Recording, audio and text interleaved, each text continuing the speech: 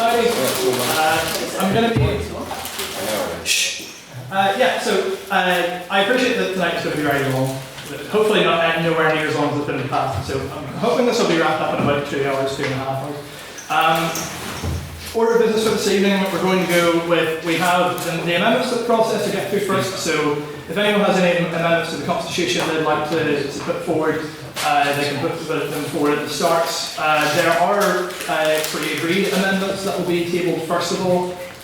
These were brought before the Council about 3 weeks ago. They were put up at the start of the week before last, so we're going to get through them first. And then we can make amendments from the floor. We'll move on to the rest of my council members here will make reports as to what they've done this year, everything that entails, and successes and failures, stuff like that. We're then going to move on to elect the executive positions to the council. So we'll start with President, Secretary, Treasurer. Break that up because that will take a little while to make sure things don't get monotonous and boring. We'll break up the elections with nominations for honorary life membership of the society. This is rewarded to people within members of the society who we believe have gone above and beyond ecology, constant service to the society and are therefore deserving of life membership. Moving swiftly onwards from that, we'll go to nominate the rest of the council, and then after that, if I'm still alive by that point, we'll go to the pub. So yeah, and without further ado, we'll go to the first amendments. The main substantive amendments that we have are quite long and they're a bit monotonous, but they are, I can't stress how fundamentally important they are to the Constitution because they're about the amendment process itself, how we table amendments, and the other one is how we amend amendments. If that makes any sense. It's very meta. Calvin pretty much wrote all of these himself, so I think given it's probably better if Calvin gives a brief explanation as to what they entail. So I'm Calvin back. Can I get them there from Yeah, you can do it. I need a stand or something. Just stand the way you're. So, yes, we are, as Ben said, two different types of amendments. First of all, amending the amendment process, and then later on, there's some rules about removal of people from the council. But we'll deal with that afterwards. So, to begin with, the way this is going to work is that I have written out, as you can see here, as you can see, the paragraph breaks are. Technically, there's quite a lot of amendments, but the reason why I've broken it up like that is just it's easy to read in the future. So what we're going to do is go by Roman numeral, which should speed things up. So to begin with, and of course, as we get to this, I'll go more detail as necessary. So to begin with, we are amending 5.1. And we're changing to amendments to the articles to be introduced to the society by any members of the society by the following steps laid out below. We're doing this because there are three current procedures. The first is that basically someone on council can submit an amendment and it can basically be passed in council, which is kind of scary because that it just didn't happen and done. No one would really know, so that's not good. So we're getting rid of that. And also the second one is that amendments can be proposed at AGMs, which also I think is not very good because it's just not enough time for scrutiny. Something could be brought up without being mentioned before, it could be discussed for half an hour and then passed. That's just not enough time.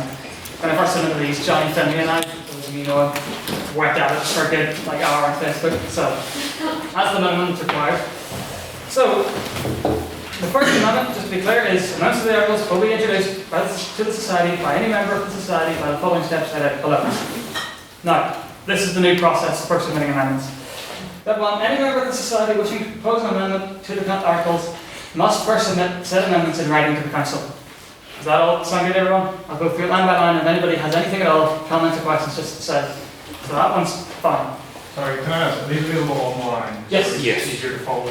Yes. The Word documents has been posted on the literary form. It's the pin post. It's the pin post on the literary form. Okay, next one is the member and their amendments shall then be presented to the council no later than 1 month after the receipt of the proposal. Sound good? So the person who put them gets their argument for them and they can't be delighted with it. If the proposal finds no favour with any member of the council, then it shall not be adopted. So stop nuisance amendments, silly things. Next one is if the proposal is seconded by a member of council, then a simple majority of the council must concur for the amendment to be put to the House. The House must be supplied with both amendments and notified of the vote on said amendments no later than 1 week in advance of when the vote is scheduled to occur. So that's basically so that we can't just say, it's happening tomorrow. Has to be time for people to look at it, to review it, and so on. The vote to carry an amendment may be taken at any meeting of the Society, be it ordinary, extraordinary, annual, general, or otherwise. And basically that's so that, as you can see, turnout is not exactly fantastic tonight. And my thinking is that if it's submitted at an ordinary meeting, there'll be more people there. And even if they're not quite as engaged as we would be, at least there's a greater chance that someone might just catch something that's a bit weird and say, hey, wait. So that's why you can do it at ordinary meeting now. Before the vote is conducted, time shall be allocated for those present to ask questions of the proposed amendments to the proposer. Simple enough, straightforward. The length of time spent in this activity shall be left to the discretion of the President or the member acting in lieu of the President. No real sense of putting a cap on time because it could be a detailed one and the President should know how much time is reasonable. If a member of the House wishes to propose an amendment to the amendments before the House, it must follow the steps set out in Part 4. That's because in previous years, people have just kind of gone, that sounds like a good idea, but how about I propose an amendment that it's changed slightly to this? And I think that it's important that any amendments to amendments need to be written down. Because again, it's just a case of not enough oversight on the script, that things are being thrown in there. So that's why there's another step for that, which we'll get to. Almost done with this bit. Once the questioning has concluded, the vote of the House shall be conducted on whether to carry or dismiss the proposed amendments. That's literally just like order of business stuff. And finally, a simple majority of those present who are eligible to vote under the rules set out in 4 membership, it asks holders of life, ordinary, associate, or honorary life membership, voting in favour of the proposed amendments shall result in the amendments being deemed as carried. Calvin, do you have a question? Great.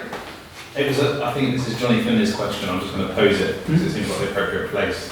What about postal voting on amendments as a general rule? Are we allowing them or are we not allowing them?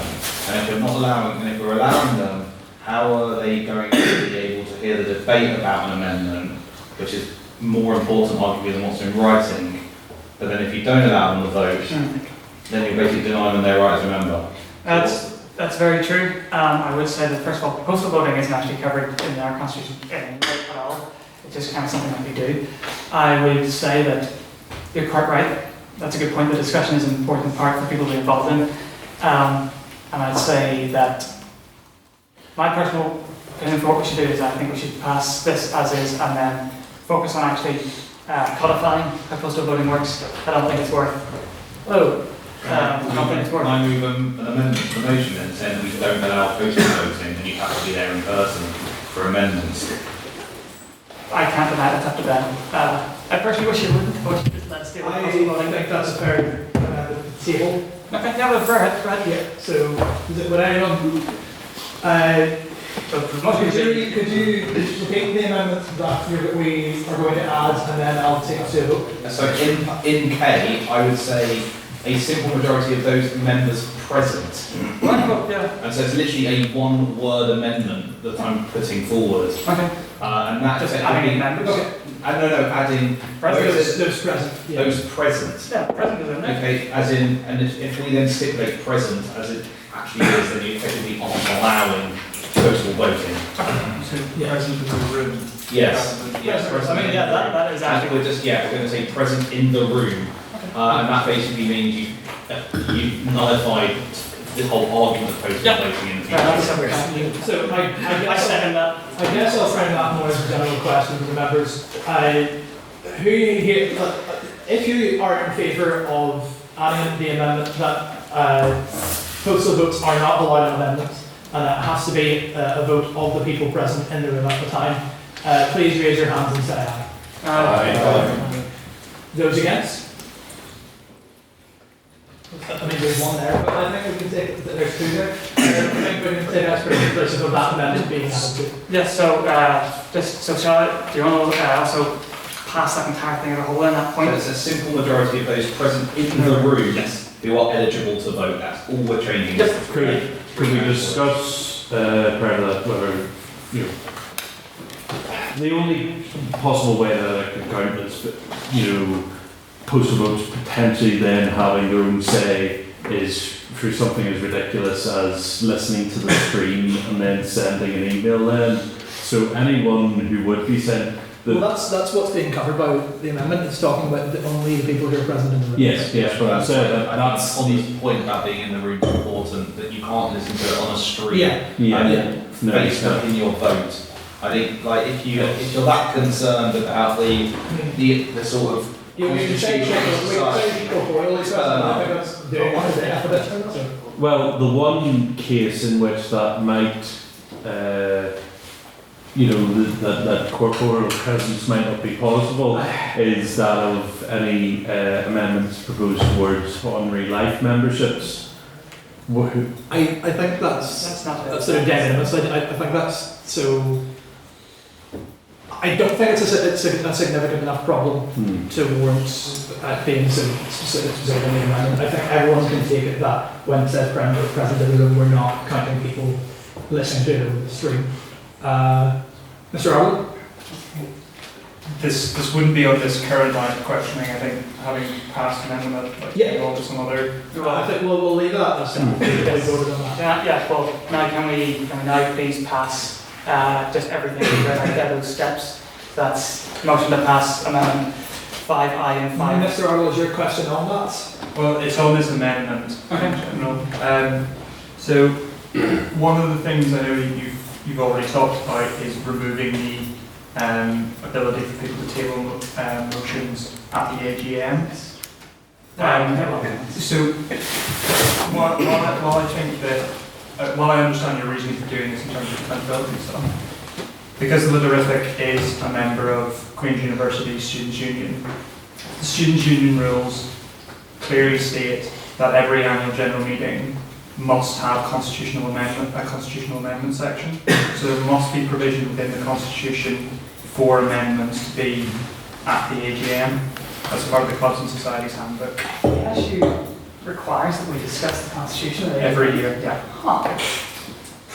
Well, we do that anyway. There it happens every year. And also, But it would have to do as part of the amendment process. I mean, we have to abide by their constitution anyway, so I don't think we can explicitly state it in ours.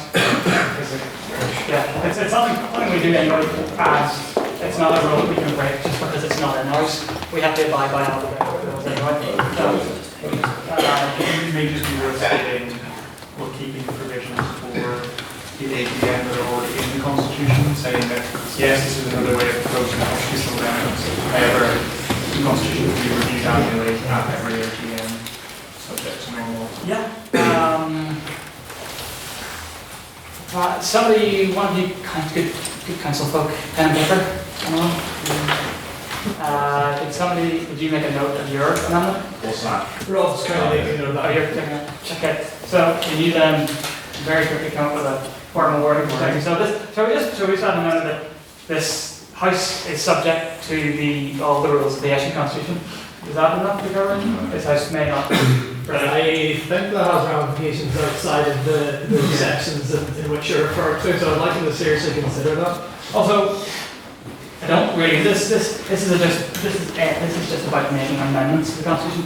This isn't about discussing the Constitution. It's specifically the Clubs and Societies Handbook states that annually clubs and societies must review the Constitution and if necessary, make amendments to it. In that case, our hands are pretty much tied. I think the only thing I can look at that is suggest that we move towards a vote to stay in that particular part. I don't think.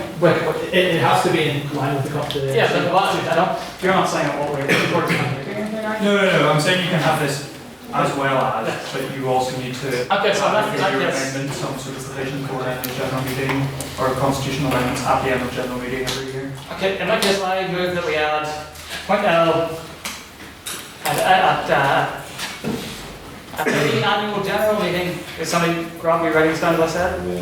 At any annual general meeting of the House, time must be allocated for the discussion of constitutional matters. That, Yeah. okay, can I get a seconder? Right, so we'll move to the vote on that amendment then. All those in favour of the amendment, say aye and raise your hand, please.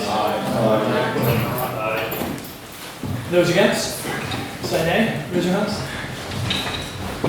Good, that's it. Now, finally, actually passing everything. We're passing the amendment unless anybody else has any questions on that amendment. One very small point. In terms of if a member proposes something that's a really valid amendment, but we're not happy with the way it's written, is there some part of here where there can be some back and forth between the member and a council member to make sure the wording is okay? Or do we just take that as is? Yeah, well, I think that's one of those things that you just need to leave to the discussion of council.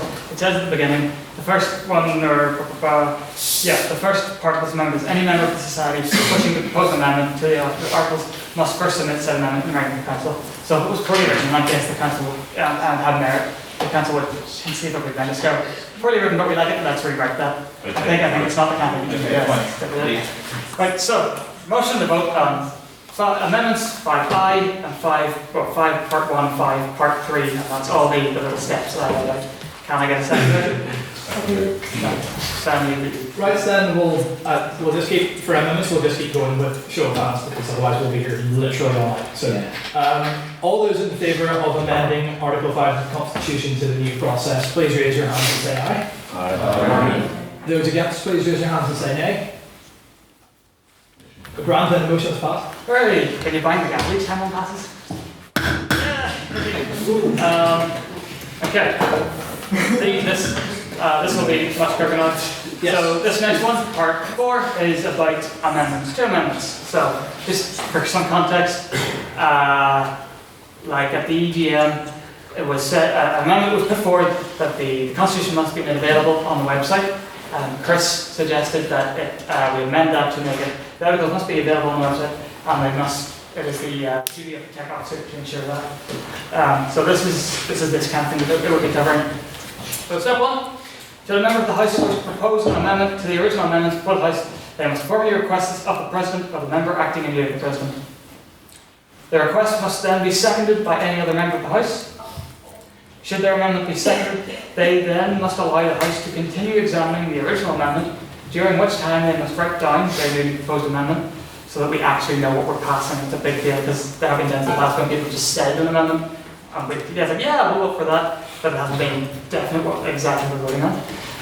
Next step is the vote on the original amendments shall then be conducted, and if it is carried by part 3, steps G to J, shall be yes, oh sorry, I didn't realize where it was going. The vote on the original amendment shall then be conducted, and if it is carried, then part 3, steps G to J shall be repeated for this newly proposed amendment. That's just explaining which rules have to be followed. If the proposed amendment to the amendment does not strictly pertain to the original amendment, then the President or the member acting near the President shall be obliged to dismiss it. And that bit's just so that we can't have, the articles must be made available on the website, and then somebody else says, yes, and all the council must wear top hats. That, can't just pin something on the end. Any questions? Any objections? Any thoughts? No. Okay, then motion to amend part 4 to what I just said. Can I get a seconder? Second. Right, all those in favour of the proposed amendment, please raise your hand and say aye. Aye. Those against say nay. The motion's passed. Right, onwards. 2 more short ones, right? This is a big one, right? Don't just rubber stamp this one. Don't just say aye. I personally, although, actually, yes, I'm sorry. No, I worked this out what I was going to do. So this amendment has been officially submitted, so we have to have a vote on it, but I urge everyone in the House to strike it down. Yeah. I wrote this, I've had second thoughts after talking to Johnny Finlay. It is, I put a little too much faith in things not being misconstrued and whatnot. So the amendment is, at the discretion of the President or the member acting near the President, minor alterations to the wording of the amendment may be permitted before the passage of the amendment without the need for conducting the process for making an amendment to the amendment. That was originally just meant to be like, if you want to change super majority to majority or not, but it's just The bigger problem with that is That example is terrible. when you have minor amendments like that, you can entirely change the ambit of an article. For example, the second amendment of the US Constitution is a mess because of it. So I would urge you on. yeah, so no, basically, I'm going to ask for a second. Nobody second this. Can I get a second? Second. Mr. Clark, why? Okay, well then I urge you all to vote against. All those in favour of this terrible, no good amendment, please raise your hands and say aye. Mr. Clark. Why there has been so many contrarians? Absolutely not. Right, okay. All those against say nay and raise your hand. Nay. feel like there might be some leeway here, so are there any extensions? Anybody else think these? Okay, moving on. So, motion, thank you. And the final one for this section on amendments, things get slightly more interesting after this.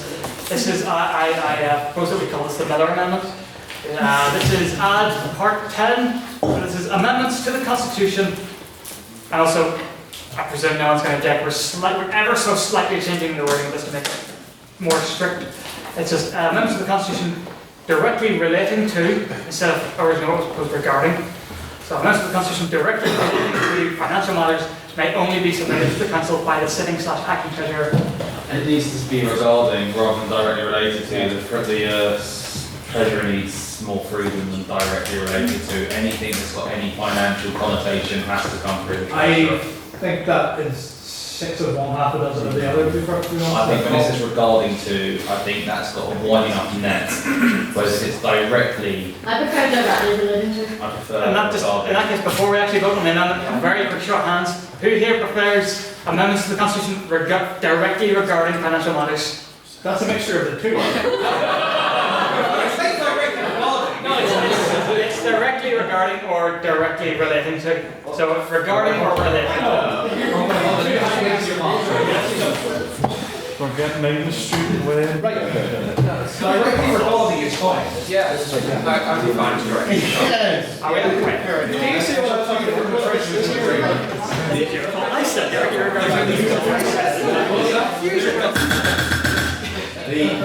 What you initially said, Yes. it says here regarding, but Yes. you put forward directly related to, Yes. and then you said directly regarding. So which one would you prefer? Johnny Finlay was the one who requested the directly bit because he quite rightly brought up the point that like virtually anything could have consequences related to the financials. That's why we need directly. I personally don't see any difference. I think if you say directly regarding, that's probably the best way of putting it personally. Yeah. Because it's basically saying it's a primary financial matter. That's what it means. That's what you're Then trying you to have to say. define what a primary financial matter is, and the problem with regarding is that you cast the net so Yeah, which is that- why I say directly.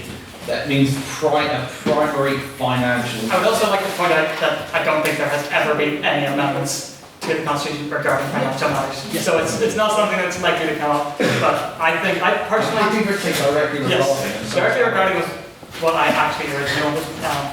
But so quick show of hands then, unofficial. Are we all happy with directly regarding? Yeah. Does anybody specifically want directly related to? I'm not like. I want it entirely as specific as possible because I don't want potential overreach by Yeah. Treasurer. It's only about amendments though. It's only about amendments. It's And again, it still has to get its way through the process. It's not really about overreach for the treasurer. It's about other members not being able to have. I think unless you're specifically going to state in a amendment to the Constitution of a primary financial matter, as in you use the word primary, we know what that means, right? Rather than directly, rather than using that sort of language, Yeah. the word, if primacy is its own meaning, Yes. and therefore you can take that as sort Well, of. the idea that you better definition. use some of the wording already present in the That's what I'm Constitution. trying to say. It uses it for treasurer. It says the treasurer shall be responsible for, I believe, all financial connections. For the next. Well, connections, I think, is more giving the treasurer too much scope. Monetary That's basically connections. saying anything related to any social event, any formal, any external, any whatever we're sending people to. That's connections, where I'm trying to say if it's a primary matter of finances, it has to be put forward by the treasurer. Right, I'm not trying to overreach into external, into social. Do you know what I'm trying to But if I literally say, it's like, what do you define as a primary matter? for example, leaving £1,000 in the account each year, and not going below that as an amount. And if we go down below that, we need to have a full council to vote on it so that we don't get struck down. It's mainly that one. It's mainly that one issue. Okay, Calvin. Yes. Just, I'd like to make the point that the actual point of this amendment is so that ordinary members can't introduce amendments regarding financial matters. This amendment is only about financial amendments, just amendments to the Constitution, and amendments still have to get past council before they go anywhere. So I say, that the proposed current wording is fine as is, because it deals with the issue of non-council members and non-treasurers submitting financial amendments, and we've still got the earlier checks of if it's a bad amendment, council will strike it down. Because council is not just going to pass an amendment that says, you know, we must spend all of our money every year and nothing must be left in the account. We spend our money until that's for the council. Yes, exactly. At some point you have to trust the council to do their jobs. So, Ms. Allen, do you have a question? Would it be worth putting something in the amendment that ordinary members, if they have any financial issues, can go to the treasury? well, that's what we would do anyway. That's, yeah, you But just have to go to the treasurer. That is the role of the treasurer. Yeah. Just Alright, want to yeah. put that in wording. Because Yeah. in effect, what I would imagine happening, say if an ordinary member did know the constitution, wanted to make a financial amendment, what would happen then is they would go to the council and say, I've got this financial amendment. The council would say, we can't accept it from you, give it to the treasurer. The treasurer would then go, there you go. That's, yeah, that's, if it's a good amendment, of course. I'm friendly, Rachel. If You're not there's the treasurer. no more, I think we'll move to question. I have a question with this. Sorry. Again, having direct experience with financial programs at other debating unions, I'm sort of concerned about the problem, or some of the problems that can arise from this amendment. Primarily what happens when the treasurer isn't there. So we've had problems in the past of members of the Manchester Debating Union not being present when they need to for important votes. Now, I know this sort of the slight difference is that you're trying to protect the Constitution from inserting financial matters into it, but you don't know the sort of programs that the SU might put into the future that it might require society to spend so much every year on certain things, like crazy things that SUs might do.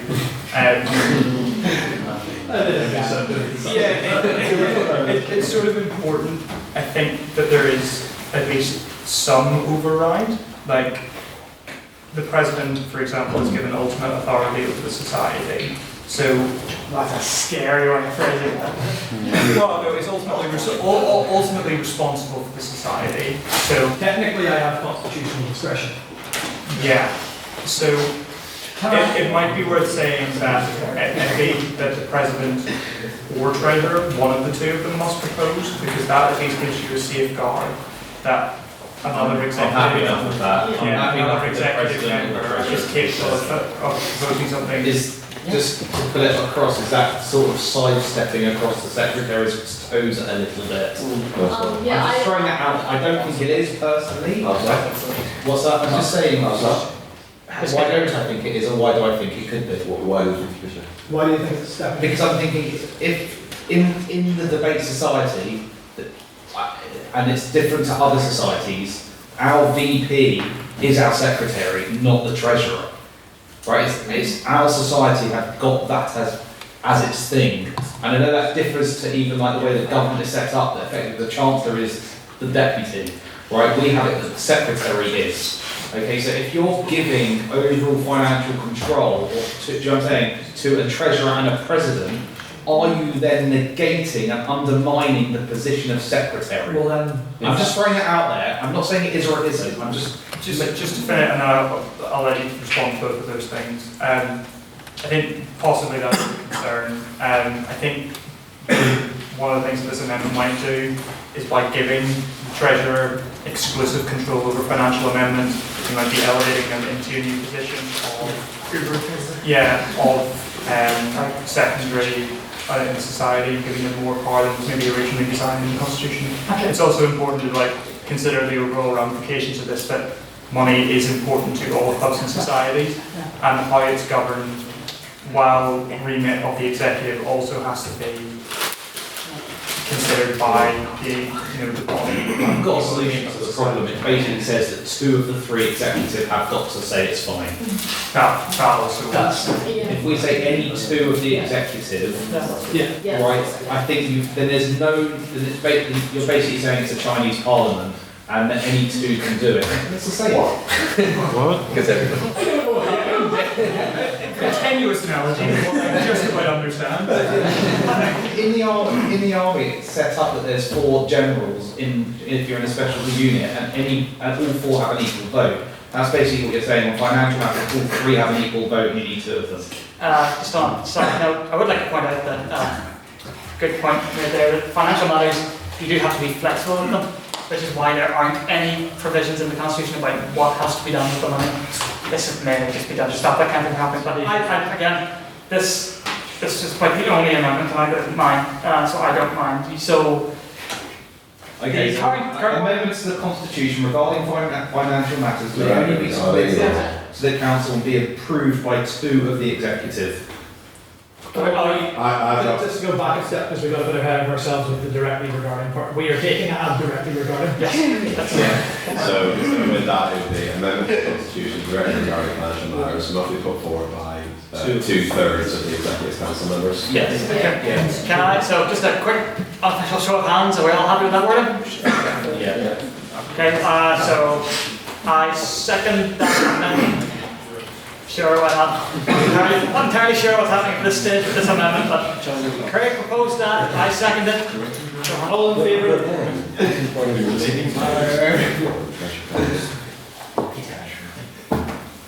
I suppose that's They're big.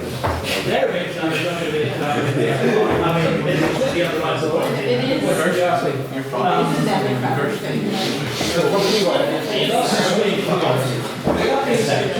That means the treasurer doesn't have to be, But the point is, with what Connor has said, in reality, if you start going the treasurer and the press, you're walking over the basic issues. But if you say the president and secretary, well,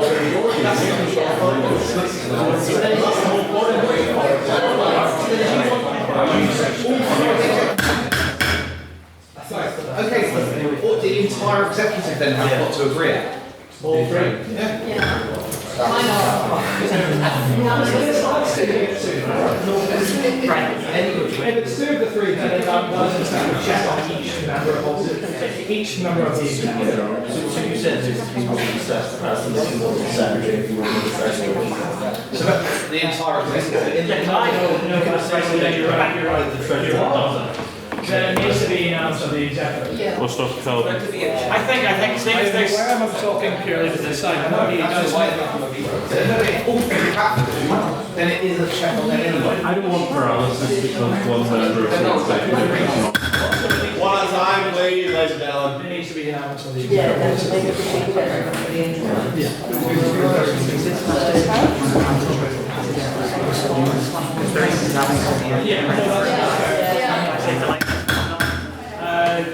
I'll take your question before I said. Yeah, I agree. Go ahead. Can I speak now? Okay.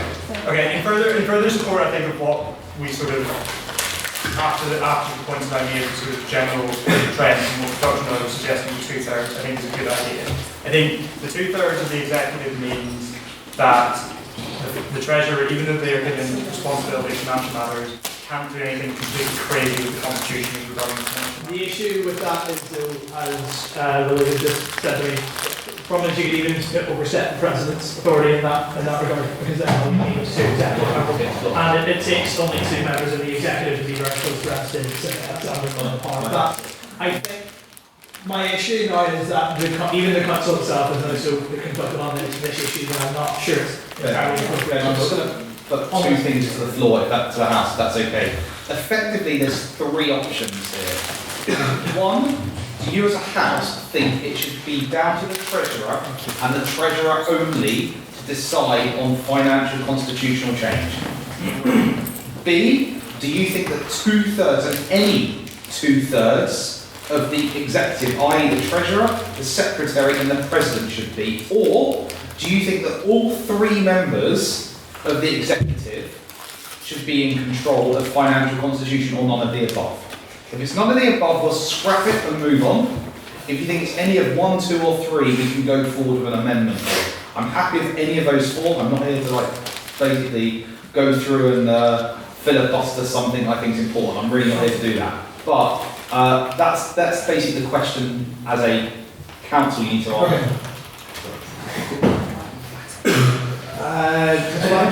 Okay. because I'm not sure if it's covered.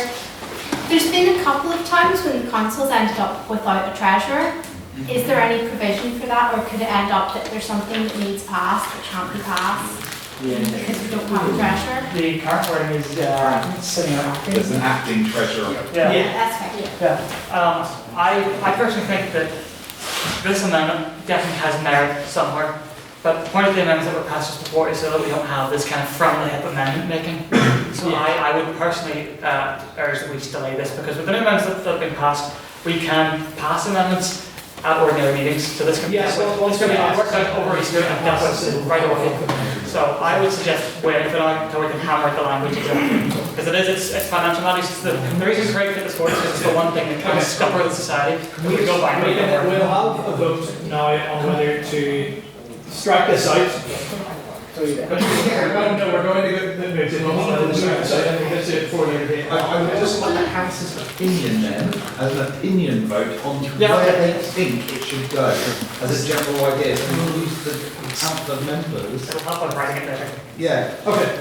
So we don't do this in 4 weeks' time, and the same thing happens. I'd just like to know where the actual. Okay, well, how do you is. propose we vote on the three options?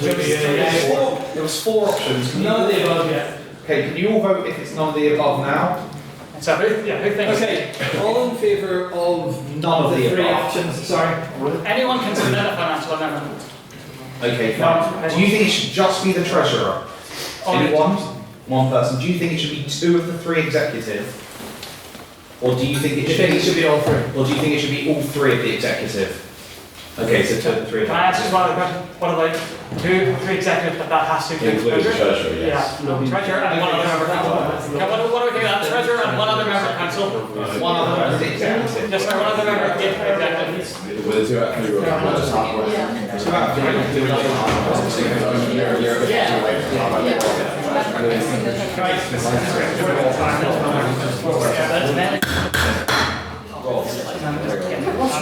I'll take one more question. Second, the treasurer and one other, if that. Well, it's unofficial opinion poll. But yes, this will all be taken into consideration. And we'll post it on the letter from and get feedback then to the great polls. Right, okay. So we're going to vote on this motion to strike out that proposed amendment. All in favour, say aye. Are those against it, what we don't want to write now? Grant, moving swiftly onwards. Okay. I think there's instances where the treasurer should be over. But we need to refresh. We need to think of this again. It needs more time. Yeah. This is shorter, so not shorter, but shorter. So this bit here, this is a big one. Okay. So this is this is about removing council members from council. Okay. So this is obviously a delicate matter. So I will read the proposed amendment as it is, and then there is quite an explanation, because I think this is very important that we all understand why we're doing this and what the merits and whatnot. So the proposed amendment is, if a member of council is absent from a council meeting on 3 consecutive occasions. I can't hear the amendment being read out. If a member of council is absent from a council meeting on 3 consecutive occasions, it shall be assumed that the member has resigned from the council, and the first order of business at the next meeting for the council shall be to discuss whether or not to accept this resignation. For the discussion and subsequent vote to proceed, the member need not be present. In order for the resignation of the member to be upheld, a 2/3 majority to the nearest whole member of those present voting in favour shall be required. The vote must be conducted by a secret ballot. Now here's the explanation for why. And it's going to be split up in a couple of sections for clarity. On a general term, why do we need this rule? The society currently doesn't have any formal mechanism for removing council members, and running any society is a lot of work, with all members involved in the running needing to contribute approximately equal amounts for it to prosper. If a council member is not pulling their weight, then the society will be best served by that member being replaced. The council members will also benefit, as it is they who will have to pick up the slack of that person's work on top of doing their own work. So that's why we generally need to be able to remove people. Specifically why, well, I've written. So, why absent from a council meeting on 3 consecutive occasions? Council meetings are when a large amount of work by council is conducted, both on an individual and a group level. If a council member fails to attend 3 in a row, it can be assumed they have been failing to fulfil or incapable, with an asterisk, coming back to that, or of fulfilling their required duties. Why it shall be assumed that the member has resigned from the council? This is adhering to a principle known as diffusion of responsibility. The idea behind this is that most people generally don't want to have to take disciplinary action against a friend, even if they know the action to be necessary. But if the action is automatically taken, then most people will be more likely to see it through. To be clear, they're not automatically removed from council, it's just a discussion is automatically required. So why the first order of business at the next meeting of council shall be to discuss whether or not to accept this resignation. Obviously, this is what I said about coming back to earlier. Obviously, there are perfectly legitimate reasons why someone might have been unable to fulfill their duties, such as an illness or death in the family, to name just two. In which case, I believe it would be safe to assume that the council would reject the resignation. However, in the event the council member is unable to fulfill their duties due to time constraints placed on them by paid work, or by their studies, or by some other similar reason, then it is the responsibility of council to put the needs of the society first and determine the best course of action, and whether that is to accept the resignation. At this point, it's worth pointing out that it would be that any rule that can remove a person from power could conceivably be abused. There's no denying that, and it would be foolish of me to claim that this one is any different. However, and it is a large however, I find this to be an extremely unlikely occurrence for a few reasons. First, the rule is quite strictly worded, and it would only take a few people voting against to force the resignation to be rejected. Secondly, I think it would be foolish to assume that council members would not act compassionately when the situation calls for compassion. Thirdly, I think it is fair to assume that council members are unlikely to want to remove someone who is doing their job and doing it well, especially in the number required to accept the resignation, if only because it would almost inevitably require more work from them. So we're almost down to 2 more points. Why, for the discussion and subsequent vote to proceed, the member need not be present? This is simply say council member. A question there, or would you like to wait? Yeah, sorry, I was interested. I was wondering, is there an appeals process or should their resignation be taken as final?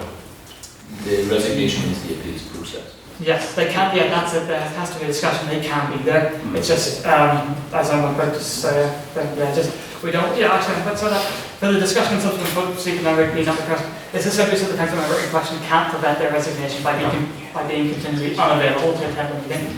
It's not, again, the only automatic thing that's been done is a discussion. It's not, no action being taken. There's only 3 more points, so I'll get through them when I take the points, just so we've wrapped up the information. A 2/3 majority is required in order to prevent people from being removed from council for reasons inconsistent with this rule. So this can't be kicked off because people don't like them. The vote must be conducted by secret ballot. Again, that's diffusion of responsibility, so people don't have to create enemies.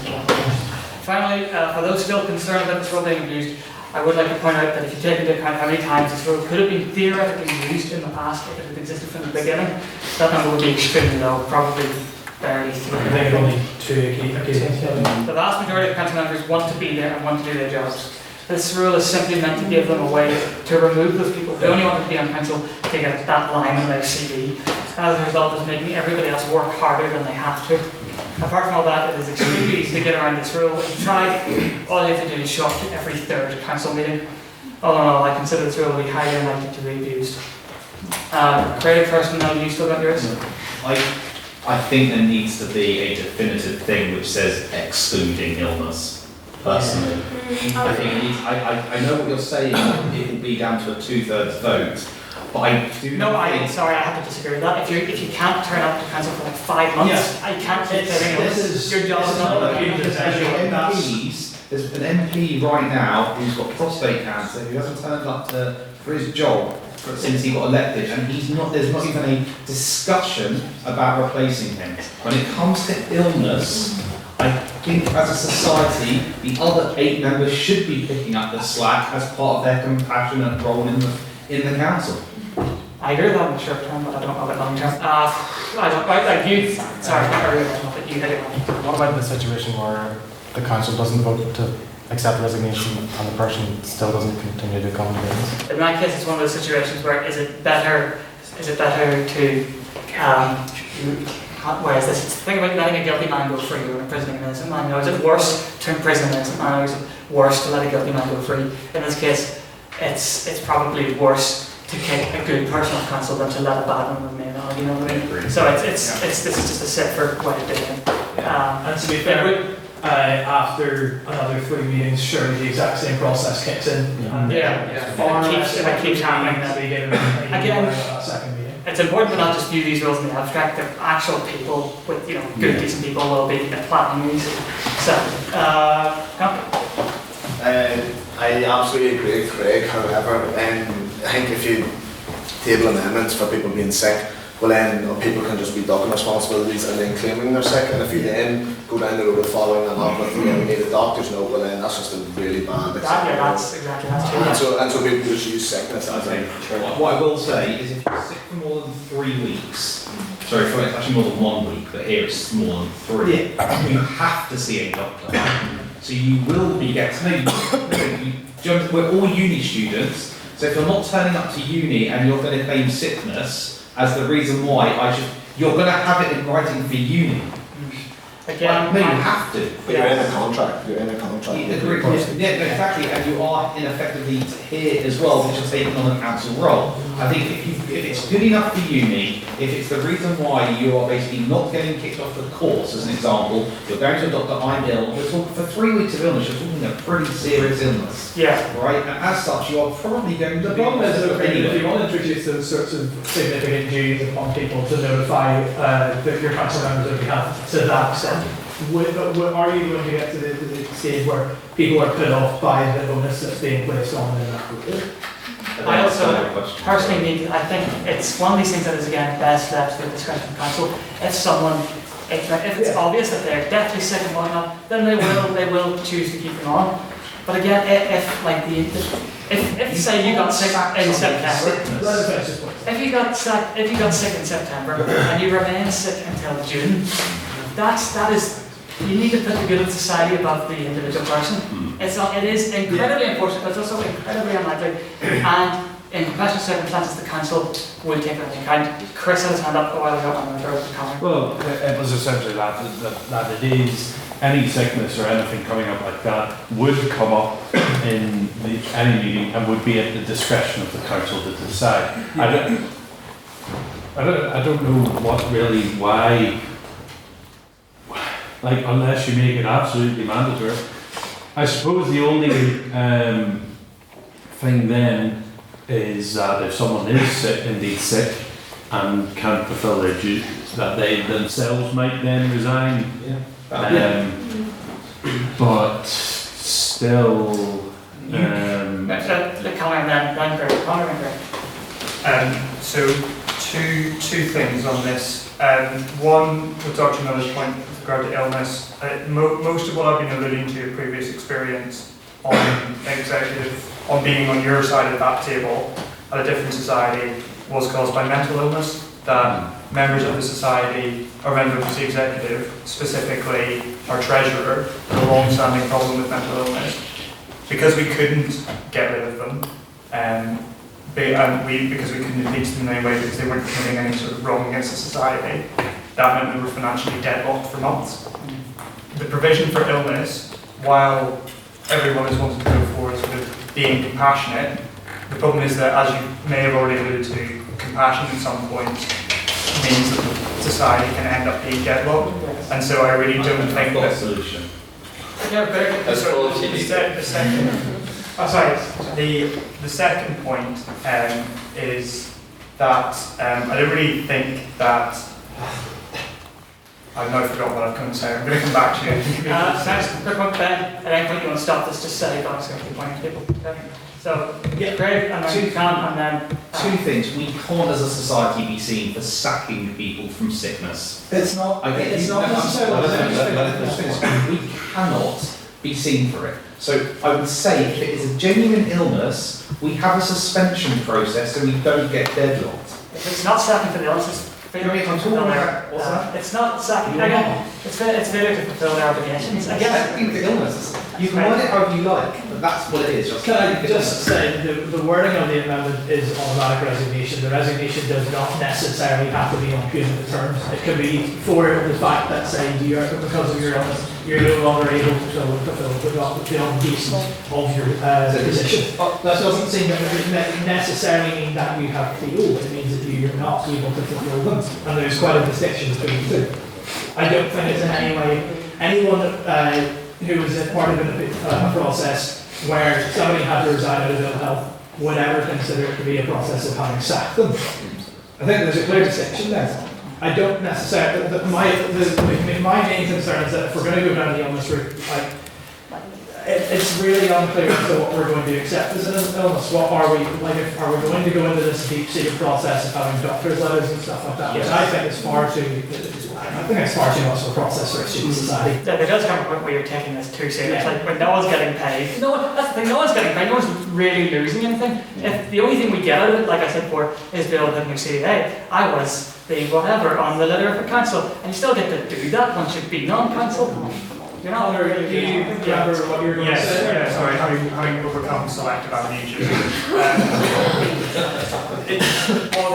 Continuing on what you've just said, asking people to submit letters from their doctor to the society is disproportionate. Also considering that because you're executive members and those sort of things have to be published in minutes, you're asking people to publicly state their illness, and then that goes out online. That's a huge breach of people's confidentiality and privacy. I don't think that's fair. I think that's highly disproportionate, and so we shouldn't have caveats for illness because that then allows for their illness to be stated in the public realm.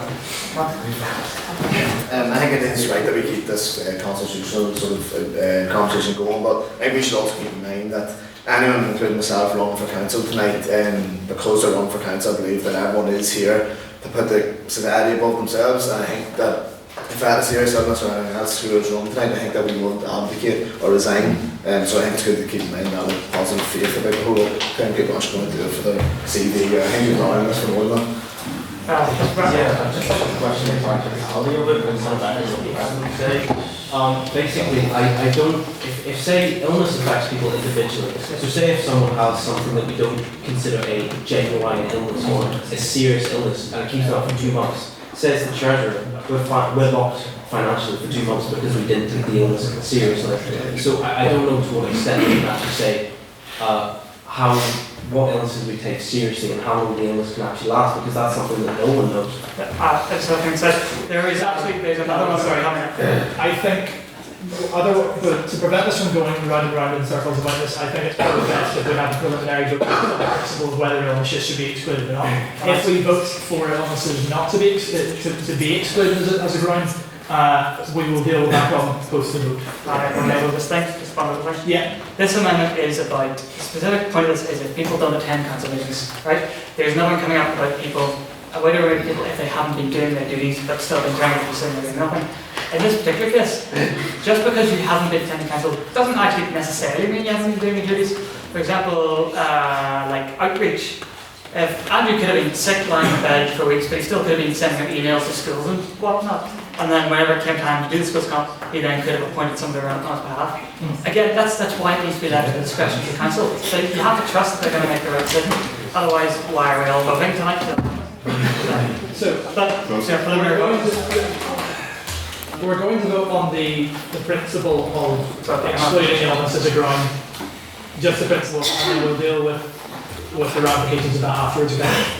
So all those in favour of excluding illness as a ground for resignation from council, please raise your hands and say aye. All those against, raise your hands and say nay. Aye. And anyone who wants to abstain on the motion, please raise your hand. So I think that's quite conclusive that the illness will remain in the amendment. Right. So in that case then, shall we move? This is the proposed amendment. Sorry?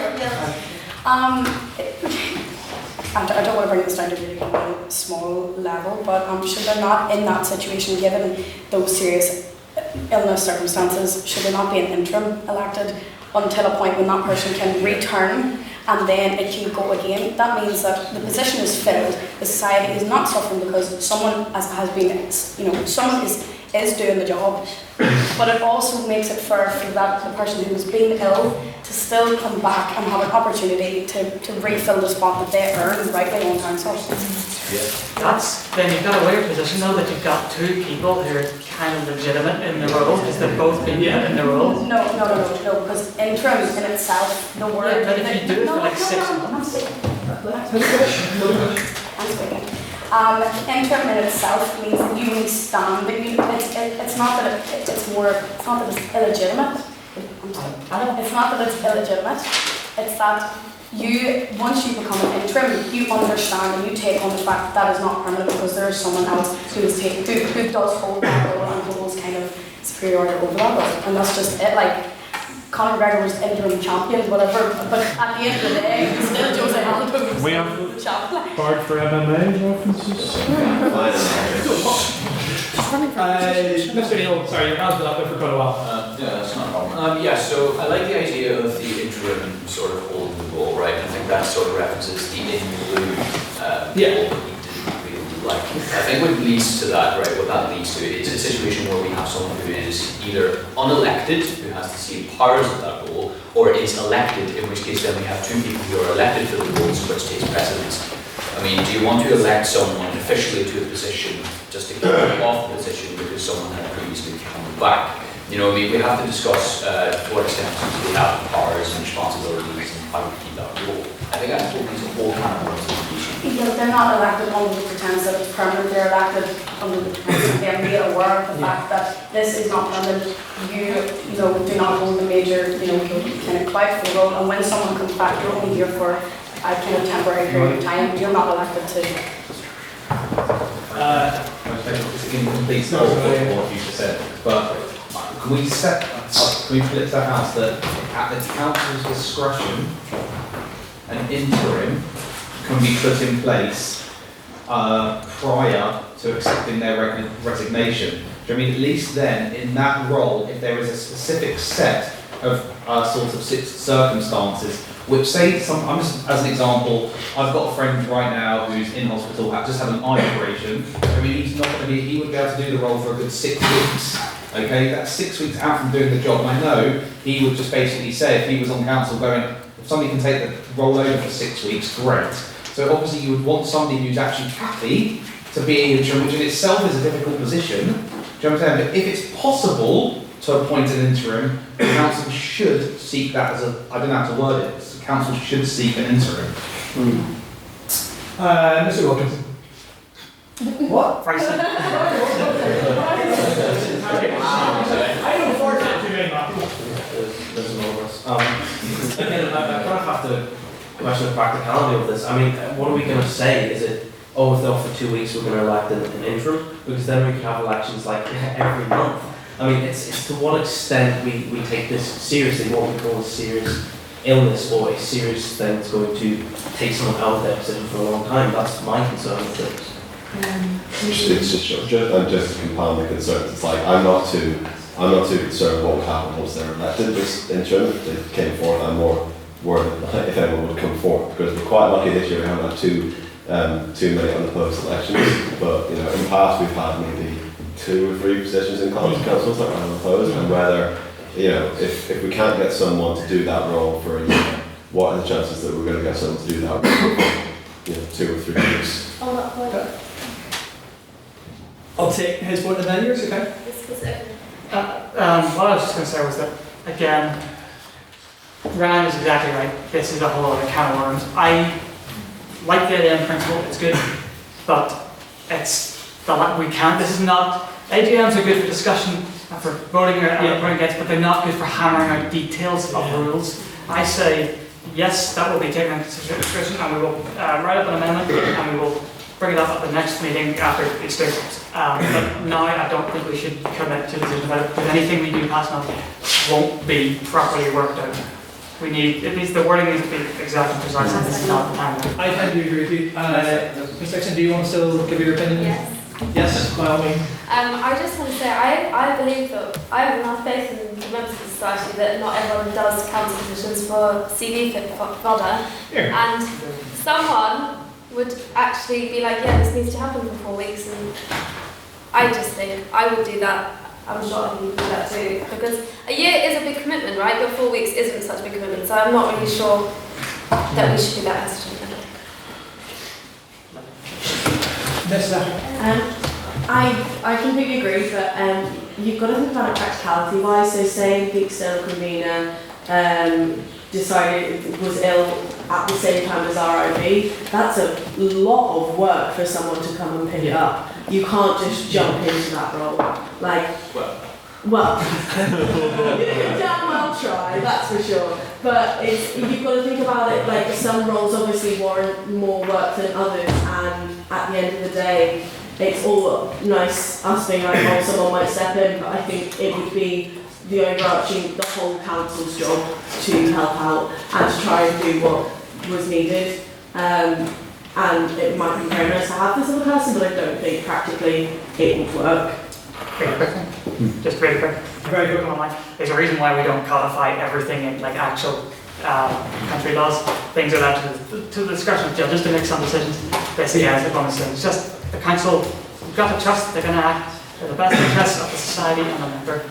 So again, I would urge that we just pass this as is because it gets immediately through, and then after Easter, first meeting back, a new amendment will be written up detailing interim post holders.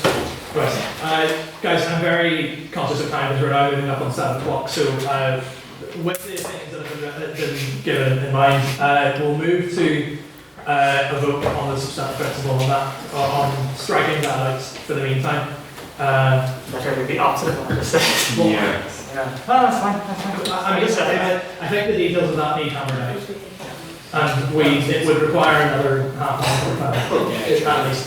If I would argue it's one small clause. That would be I absolutely agree with Calvin on what he said here. You know what I mean? I think it's absolutely absurd to try and predict every infinitesimal eventuality. You know what I mean? We have to leave a certain element of discretion to subsequent councils, and I think the compacted element of that amendment covers that. I think we're spending far too much time on something that is very small and quite a rare eventuality. I think we should do this. If we delay this now, we'll have to go through the entire thing again. The next time, We'll have to go through the entire thing. We'll have to go through the I mean, different people will be here. So. Can I second that? Can we vote on the motion? Yeah. Alright. We'll vote on the motion. Would you like to restate? So the exact motion that we are passing, which page? It's this one. The exact motion is if a member of council is absent from a council meeting on 3 consecutive occasions, it shall be assumed that the member has resigned from the council, and the first order of business at the next meeting for the council shall be to discuss whether or not to accept this resignation. For the discussion and subsequent vote to proceed, the member need not be present. In order for the resignation of the member to be upheld, a 2/3 majority of the nearest number of those present voting in favour shall be required. The vote shall be conducted by a secret ballot. Alright, all those in favour of the amendment as is, please raise your hands and say aye. Aye. All those against, raise your hands and say nay. Can we ask for an amendment? Sorry? Does that mean there's an amendment that can be made to that? No, that's the passage of the amendment. Sorry. The amendment is passed. Moving onwards. There it is. 2 left, 1 medium length, 1 very short. So we're ready to go. So this is about removing people who haven't done their duty, and this is strict in other ways, and it complements the other one. Hopefully, great. So the amendment is to add to rule part 8, and it is if it is believed that a council member has been failing to fulfil their constitutionally required duties, any member of council may propose a vote of no confidence in the member in order to remove them from the council. A discussion and vote on this issue shall be the first order of business at the next meeting of council. However, in order for this discussion vote to take place, the member against whom the motion is being brought must be present. Rule 8, Part 6 supersedes this rule, that's what we just passed. For the discussion and subsequent vote to proceed, the member be present in order for the resignation of the member to be held. A 2/3 majority of the additional member of those present voting in favour shall be required. The vote must be conducted. That was the same as the other one, it's the same as those. So this is the explanation. Similar to Part 6, if a council member has been attending but doing little else besides sitting there, this gives the council the ability to remove the member in question. technically speaking, a vote of no confidence is already allowed. Council can hold internal votes on whatever it wants, as long as the laws don't specify otherwise.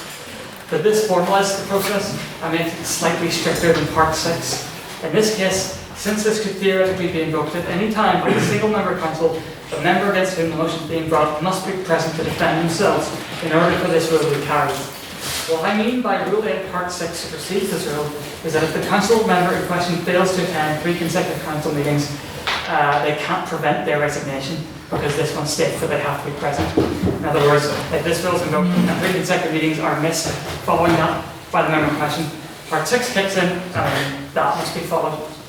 I'd also just like to point out, we will discuss this, but the last one deals with both of these supervisory capacity. The last one that we will be voting on is if any member of council leaves the council as a result of Rule 8, Part 6 or Part 8, Part 6, Part 8, both parts need to be renewed at the next annual general meeting of the House. This should theoretically act as an oversight so that if someone is unfairly kicked off against all the odds, then at the AGM it'll be brought up and people will go, right, no, these rules did not work, let's get them out. And this is an easy way for removing them.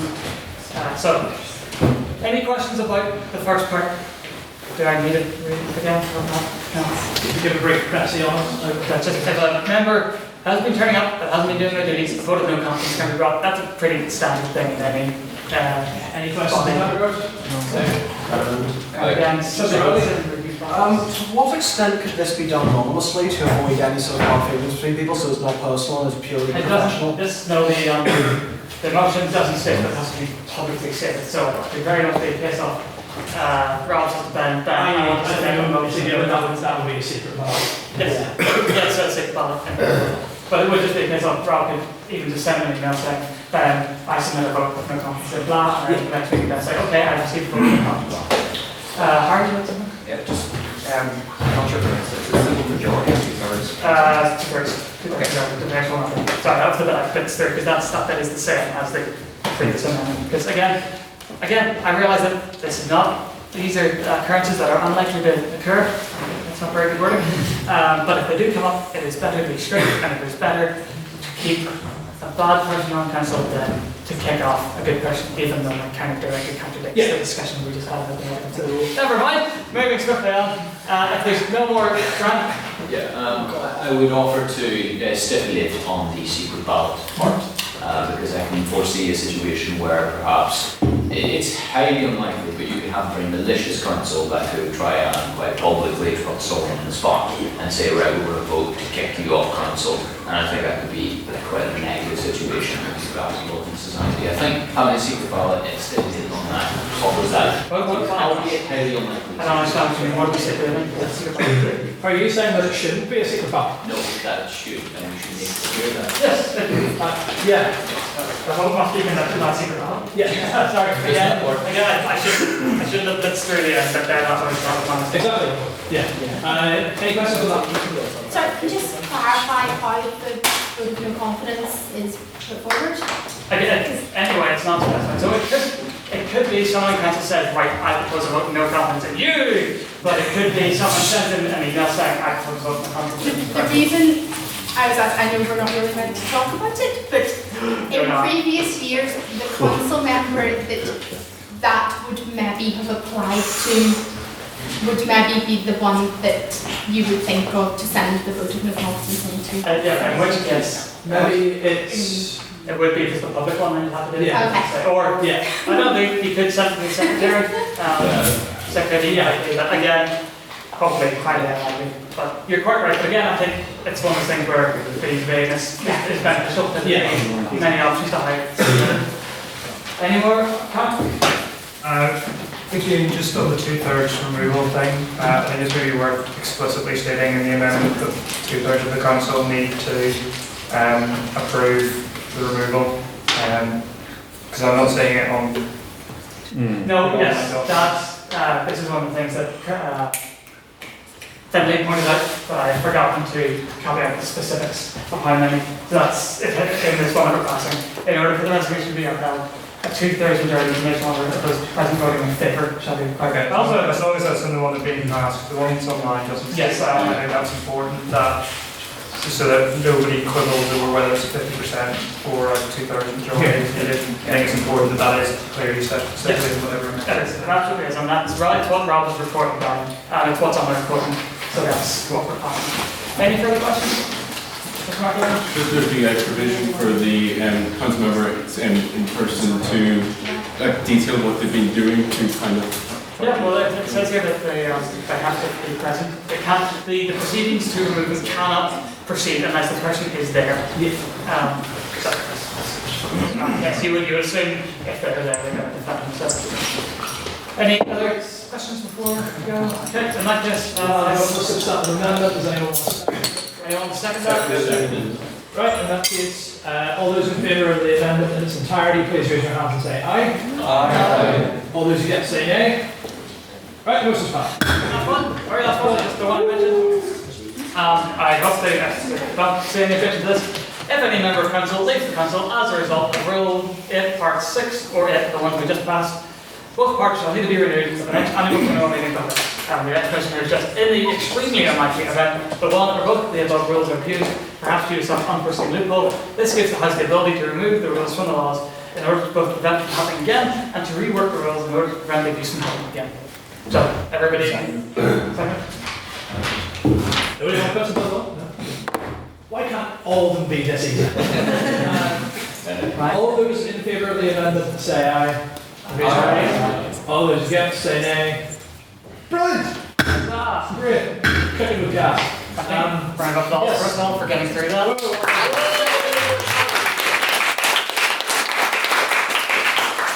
Right, we're very close to getting on to the actual interesting and fun part, not all the dry and stuff like that. So before we move on to the elections, we're going to have the reports from council. Pretty much just going to do a brief summary of what they've done this year, because we kind of had the idea that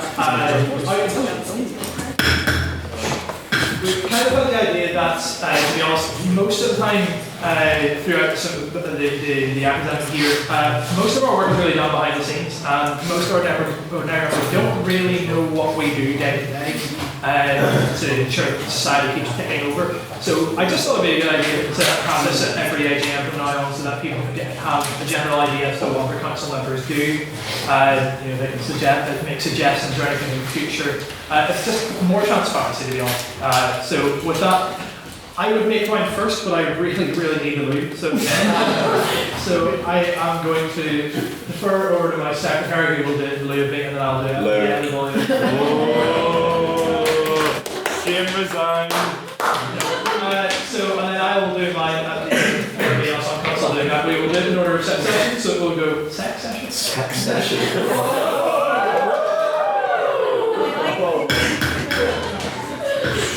So we'll do secretary, treasurer, external convener, internal convener, internal convener, external convener, the open rep, the second year rep, the first year rep. Shh! What? I have discretion in this matter, okay? Even if I'm wrong, I have discretion in this matter. I really want to hear what Chris has to say. And the tech officer as well. It's said as And the tech officer as well. Thanks for that. Right, yeah, sure. Okay. Yeah. that'd be good. It would help.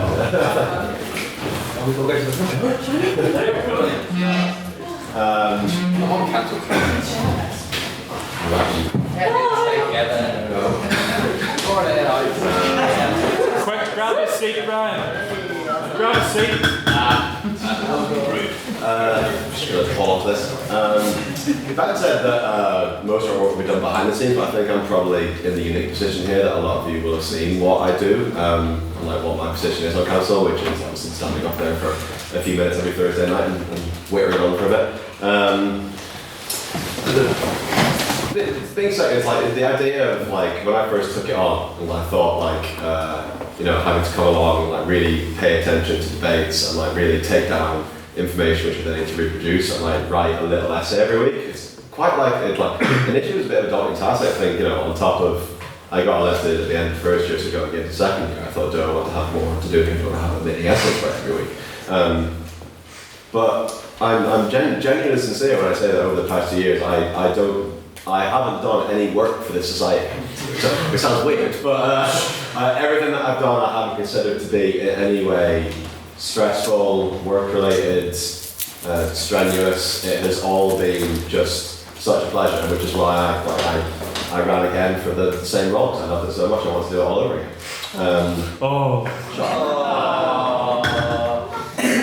Aside from the obvious, which you see me do every single week, kind of the main caveat to that would be the freshers and refreshers fair. I do have to deal with the SU like everyone else, which isn't pain. You get a rather large form at the start and halfway through the year for freshers fair, which you need to fill in with all the things that you're going to have there, and what kind of amenities you will need, and what your sign-up procedure will be. And related to that, I also keep a chart of all the current members and all the honorary life members, complete with whether they're paid, just getting a student number and email. It's usually myself or Ben, the first people that people can contact if they have any queries about the site or they want to sign up and they want to sign up for debates. Aside from that, I provide the agenda for the meetings every single Monday. So people will come to me and say, I want to talk about this and this, and I'll say fantastic, and then we go through a brief reflection on the previous debate, we talk about the coming debates, and then we will go through all the business that individual members have. Aside from that, I can't think of too much else that I need to scream to you about. I will just say that I love being here, and I love the person who succeeds me does just as much, so thank you.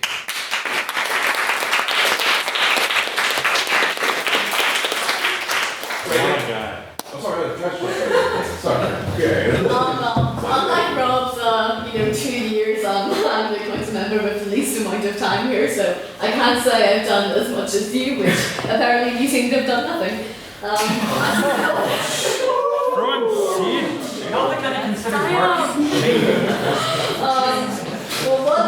Given I only got elected like a month and a half ago, what I've personally done is pay outstanding debt from the Liderific to House Bar. I've signed up, and I've been organising the booking of the bar every week, which is also the most important part of it, so you should thank me for that. I went to the SU finance office today and just printed out the financial record for the year. And I'm just going to describe to you now because why not? So far this year we spent 2,480 quid and 60 pence in expenses. We brought in 1,631 quid and 42 fee in income. And so what? That's surplus you saying here? And what we have right now in the account is 1,130, which is very good. Free hats, bro. Yeah, we also have roughly 600, which isn't in our account, nor in my hands. It's only resting.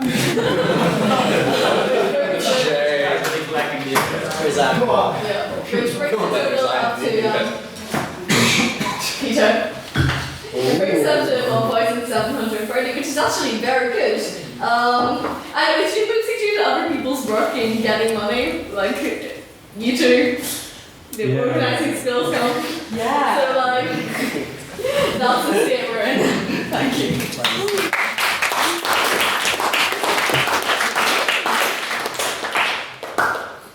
The next member of the council is no, it's not. I'm doing it at the end. Hello. This year I have been the internal convener, and last year you know that I was the outreach officer. This year I have done the term card. I saw many of you at the internal meeting. I'm currently in the process of sorting out the conversazione.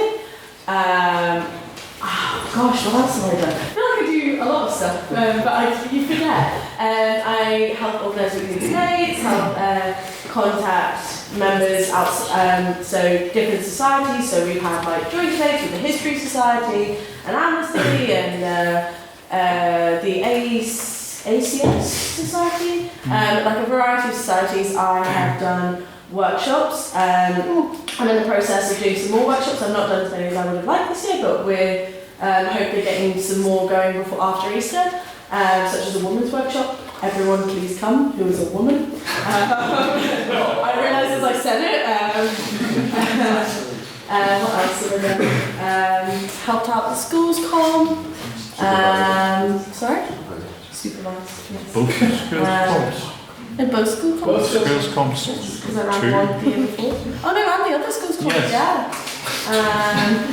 And we did debating matters this year. We didn't host. What's that other thing called? Schools camp. The other one? No, there's a different one as well, but we got in contact with them again and we're hopefully hosting that again next year. But yeah, I've done a lot of stuff, so. No, we did the Montgomery Cup as well. That was something else we did. We've had lots and lots of internal kind of things going on this year. So yeah.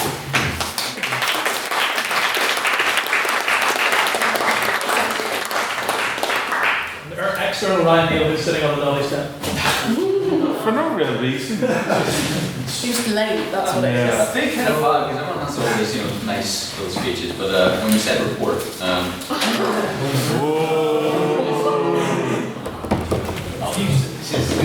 I'll try and get through this quick. Okay. So the QUB opened on the 20th of October 2016.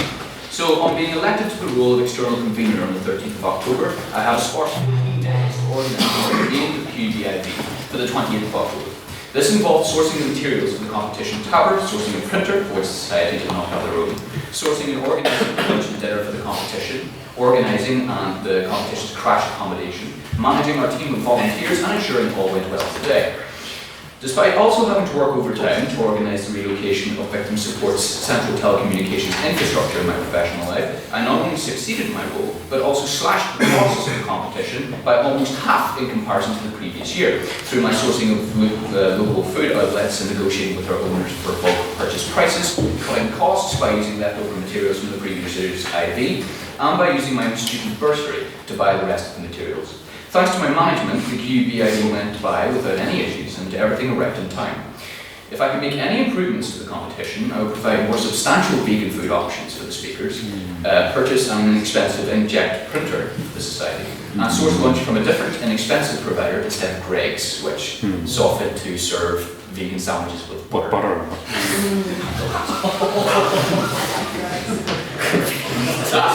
Yes. So next, the Cork IV, the 25th to 26th of November 2016. The first IV to which I sent a delegation was Cork. In order to garner as much interest as possible, I sent out bulk messages to as many of the horrific members as I could on Facebook, recording each contact and their responses as I went.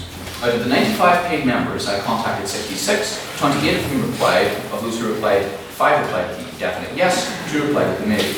Of the numbers I received, 5 were sent to the competition, comprising 2 teams and a judge.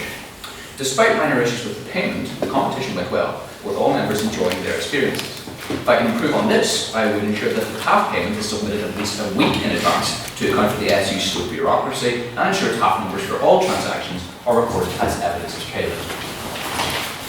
Bear with me. The Ulster Schools Competition, 14th of January 2017. My next challenge was hosting and managing the Ulster Schools Competition. As this was an excellent opportunity for the Litterific to increase its public profile, I decided to take the reins of the competition. I handpicked the volunteers, created a detailed schedule for which also detailed the rooms being used, along with important contact numbers, delegated tasks where appropriate, secured our payment from the competition organisers, and addressed the competitors, teachers and judges in the award ceremony as the Litterific's representative. The competition was a resounding success, providing both an excellent networking opportunity and public relations event. If I could improve on this, I would ensure that the food was ordered closer to the event date, as the numbers were significantly lower than promised. The Irish National Law dates the 10th to the 11th of February 2017. Due to the Trinity IV being heavily oversubscribed a month before the closure of pre-registration, I instead organised a delegation for the Galway IV. Working on the previously collected data on member interest, I optimised my canvassing by focusing on those most likely to attend. I received 7 yeses responses and 1 maybe. This resulted in 3 teams and 2 judges being sent to the competition, which was the largest delegation sent since the Litterific's re-establishment. Once again, our members had a great time and our society benefited from the additional competition experience. If I could improve on this, I would demand an external convening budget from the Treasury to better understand the monetary limitations for each competition. The National Games Competition, the 31st of March to the 1st of April 2017. Due to the Treasury telling me that we had an overspend on the external budget amounting to approximately £100, this competition nearly didn't happen at all. However, through negotiations with the President, I secured an £80 budget for the competition and ultimately sent a delegation of 2 speakers and a judge. Initially, the delegation was 3 speakers and 2 judges. However, the last-minute dropout of a judge resulted in my having to reduce this number. The initial intention was to subsidise only 75% of the team fees and to have delegates pay the rest, totalling approximately £6 each, including judges. On pulling out a speaker, I reduced the amount to £5 each, which resulted in a payment of £54.14, which is significantly lower than the £80 budget. Due to the initial difficulties in securing the funding and subsequent late pre-registration, I had to heavily negotiate with UCC to accept our delegates, secure their crash, and accept our payment after the payment deadline. I was successful in achieving all of these objectives, and the idea was ultimately a successfully enjoyable experience for our delegates. And finally, other achievements. I have made it my mission to overhaul the external convener role and its processes to aid in overall efficiency. I have achieved this in the following ways. By organising the mess that was the external Google Drive account, looking at you there, creating a spreadsheet standard for competition captains. Go. Is this not just an extension of your 2-minute presidential speech? No. Creating a spreadsheet standard for competition canvassing, creating an external convener handler document to ensure that subsequent candidates will have the information they need to hit the ground running, creating a debate attendance prediction prototype spreadsheet, which works by adjusting expected numbers according to the debate subject and Facebook event page trends for growing and interesting responses, and then using this data to predict the attendance for events and suggesting which order to book afterwards. That is my very long-winded report. I apologise. Thank you.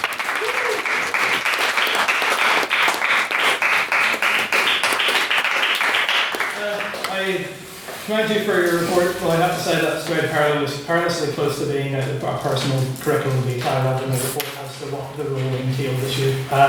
With that, we'll move on to the next one. Other direction. Sorry, yes. Hey everyone. What a year. It was been an incredible year. Hope you all agree. I really enjoyed being involved this year. Really enjoyed this year. I got a little bit more deeply involved by becoming a member of the council. So I was obliged to have to come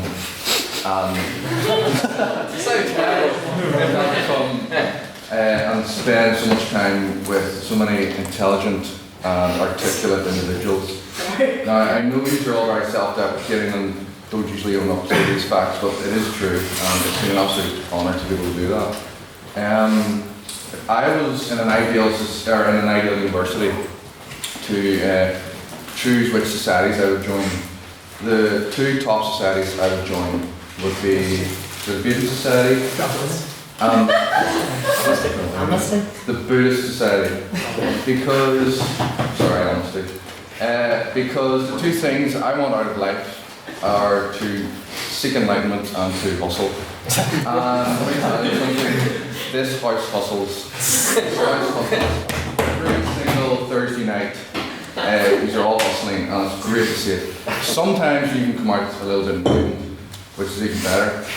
And so, I also, if I was to pass one thing on for the next year, it would be on that line, just to be aware that what you guys do as a society, in that hustling, if you want to call it that, is really unique. No other society is able to provide that type of thing, where that pedagogical element, where you're really sharpening each other. And you may not even realise it, but after 3 years of being involved here, you're coming out sharper, better, more informed people. And you should really be aware of that.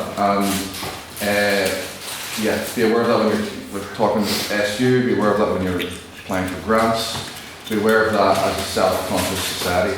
That's a big element that not other societies get to boast about. But with that, just to get on to give you a little bit of a brief rundown of my direct involvement this year. 2 main things I'm involved in are the 2 school societies, schools competitions we had to organise and host. The first one was the Ulsters, the schools competition in February. And despite a variety of roadblocks and issues. We were able to kind of do our best getting over them and make it as successful as possible.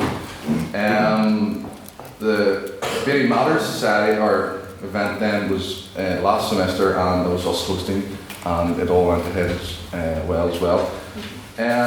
We did have one issue with catering at that event, where caterers decided to take the food away before we got to eat it. So thankfully, after some negotiations, we've been able to recoup the full value of that, £300 and something for next year, with the same caterers. Then, apart from my main roles there, I've been involved in different ways, just supporting the society with whatever other members of the council may need, getting speakers organised, and doing different stuff like that there. And then finally, some of the things I still have left to do probably won't really get happening until come the summertime, whenever exams and whatnot are done, but I will be seeking, at least starting the process of seeking a new sponsor for next year, for our new long-term sponsor. And also, I'll be putting together a process and procedures that are comprehensive, that are well laid out for future outreach officers, and that hopefully will be able to guide us through the different potential pitfalls that we witnessed this year. And that will also then be passing that on to the new outreach officer come the new year, the new academic year. With that, that's really all I have to say, so thanks for listening.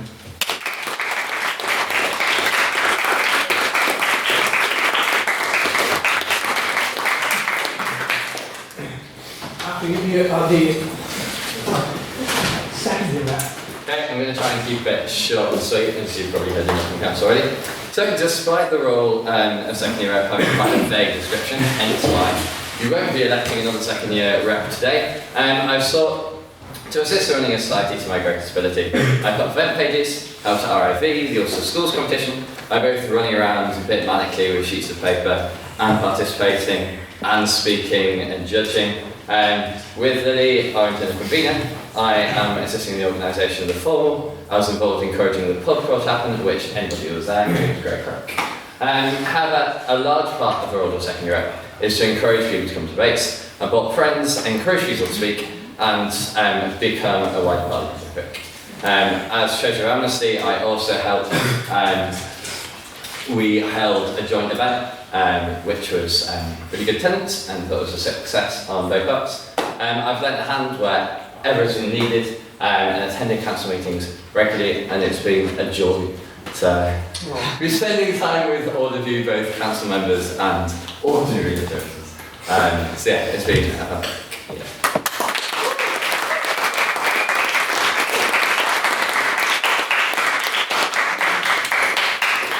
We go to our open representative, Dr. Craig Miller.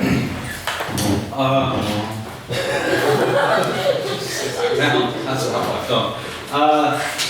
One of the reasons why I think council decided to get rid of the reps is because it's no defined role. And it makes the job really difficult, especially when you're really busy as well, to like put your neck out to do other stuff when you're under the cosh anyway. So my role was predominantly filling holes in debates when we didn't have somebody to speak. And that's pretty much all I contributed.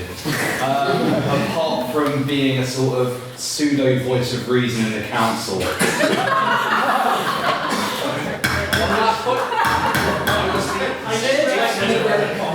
Okay. If you basically think of what the glue that holds the council together, I'm the complete opposite.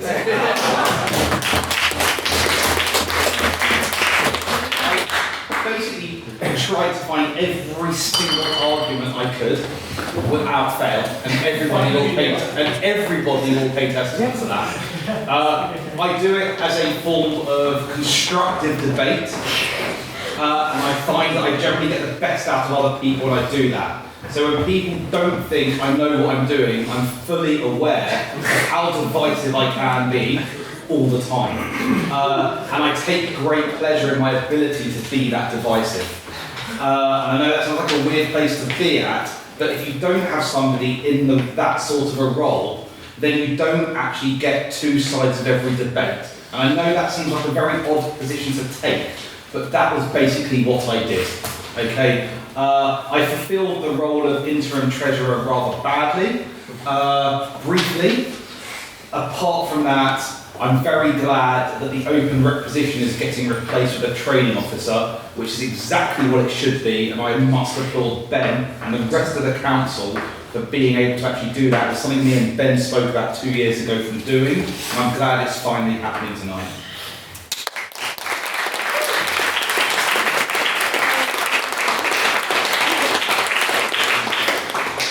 And then we go to first year rep first, and then the tech officer.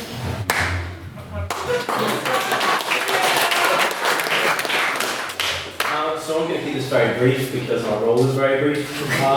So I helped organise debates and speakers. I like to think I had a bit of debate and a few ideas to this council. I represented the council of the Galway IV, informing them of all that happened and any issues that arise during the IV.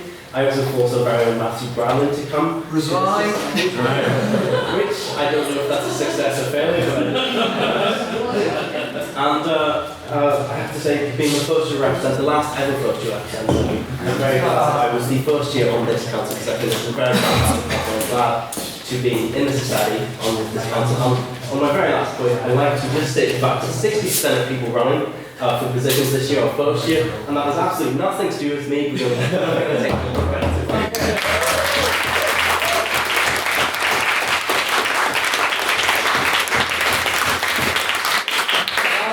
I certainly no means least. Chris Brandon.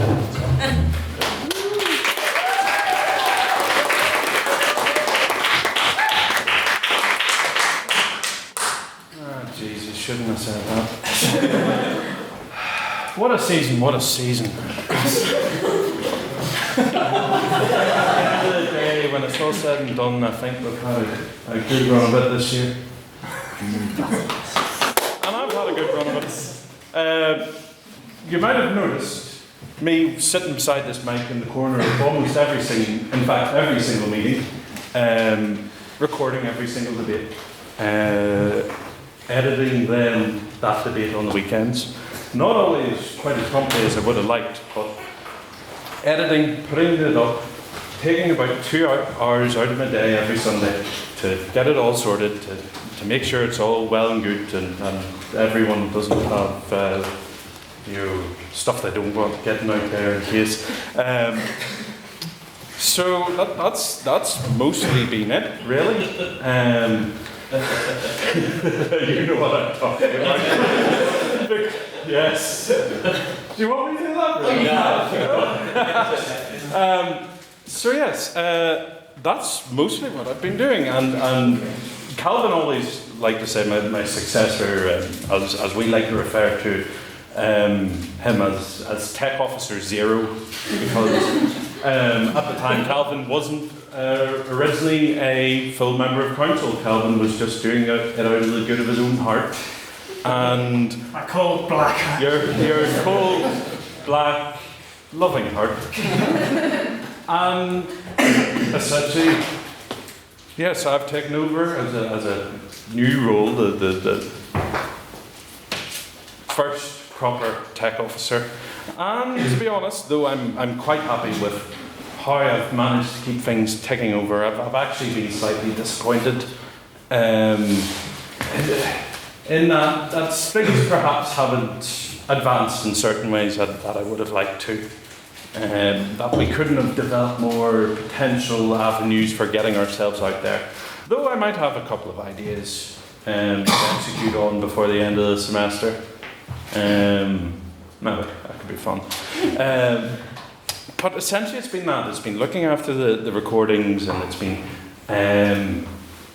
getting them up there and managing all our websites, because though many of us only look at Facebook these days, being millennials and all that, we have a number of them, and most particularly is the website upon which we host all of our recordings.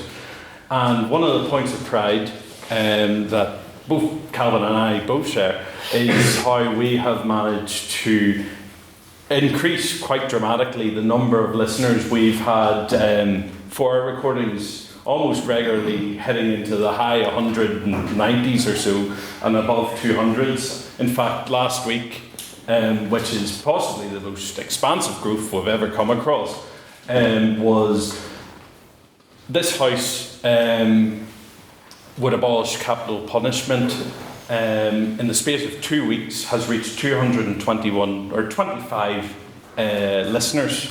That is the second highest listened to recording of all time.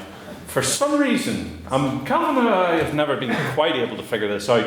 The most listened to one is this House believes religion is child abuse. Raising your child with religion. Yes. For some reason, that is the most listened, and by some margin until this most recent one. But we'll see how that goes. So I hope we'll see how that goes. So I'm hoping. I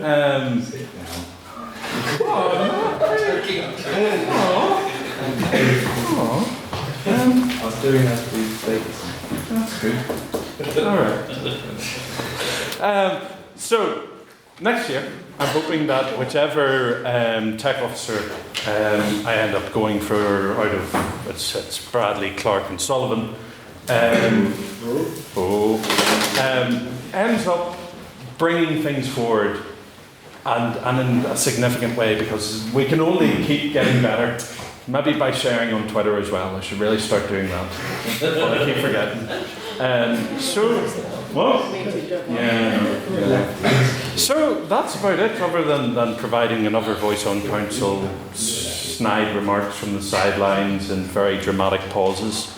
And the pub crawl, that was good fun as well, and I think all of you who attended enjoyed that, though perhaps some too much.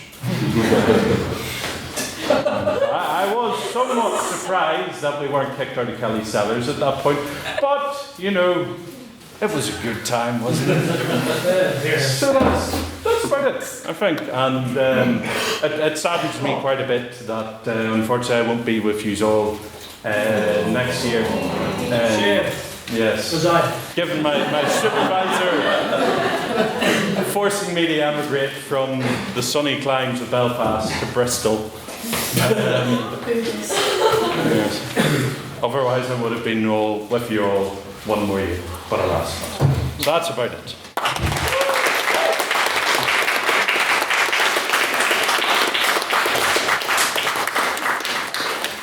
I need to make a correction to what Chris has said there.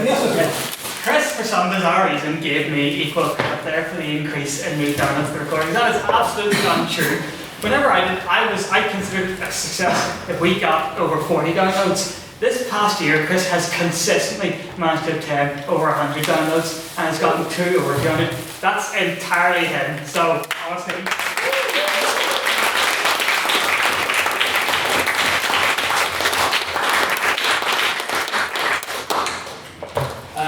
And with that, it comes to my report.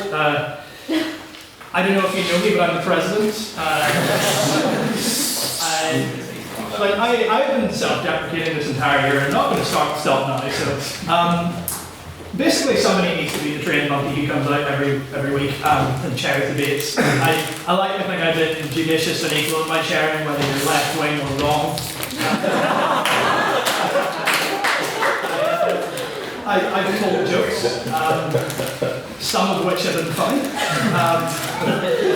The proportion's probably smaller than I think it is. I've chaired debates. At the start of term over the summer, when sadly our previous external convener had to step down, some unfortunate circumstances, I stepped in as interim external convener for that period. I assisted Ryan in the running of our open. Basically, my role on council has always been, the president's role on council has always been really to facilitate everybody else doing their job. And I'm not an alpha male. I'm probably not even a beta male. I'm not a very authoritative character. I like to do things on a sort of collaborative basis, and I believe we've done that pretty well this term. Council meetings have been loud. Is it loud? Yeah. There's been vitriol, spite, and venom, and all sorts of cuss words thrown around, and you know, we all remain great friends regardless. So I put that down entirely to me. So yeah, I the only part of people I didn't really ask if I've done a great job as you. So I'd like to think I've done that.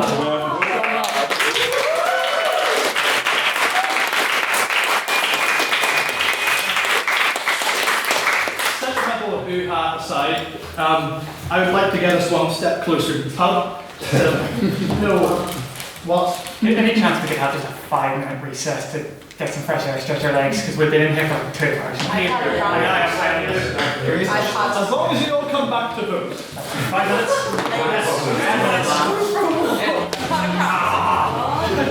Yes. So raise your other routine.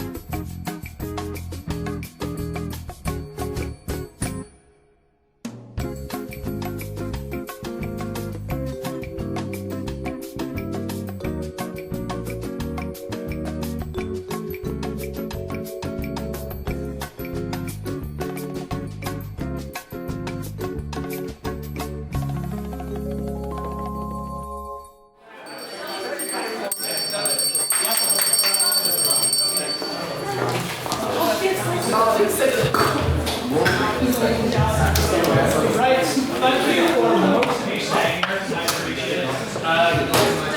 Okay, so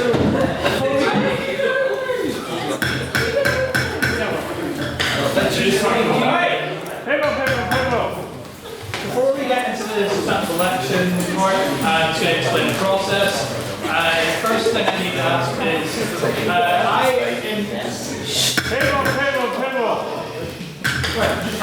that wasn't an ordinary video, I'm sorry. First thing I need to ask is basically, I act as returning officer for counting the votes this evening, but I need a wonderful glamorous assistant to do so. So at this point I ask, would anyone like to sacrifice their democratic rights on the altar of transparency and accountability? Not you. No. No, you're a council. You can't. I'll sacrifice. I'll take Connor over because no one's here. Yes, so basically the way we're going to vote is secret ballot, obviously. There are loads of scraps of paper up here. We basically do first past the post-ish, but none of the positions tonight are contested by more than 2 people. So it's basically whoever has the most votes wins. So if you'd like to come up, write your candidate, your preferred candidate on a sheet of paper, put it in this very authoritative tub that I'm really not sure what that smells of, but it's not good. Yeah, so if you could, I was going to say that, like, so if you could put either your student number or your society number, that it's on your membership cards, that would be great for all.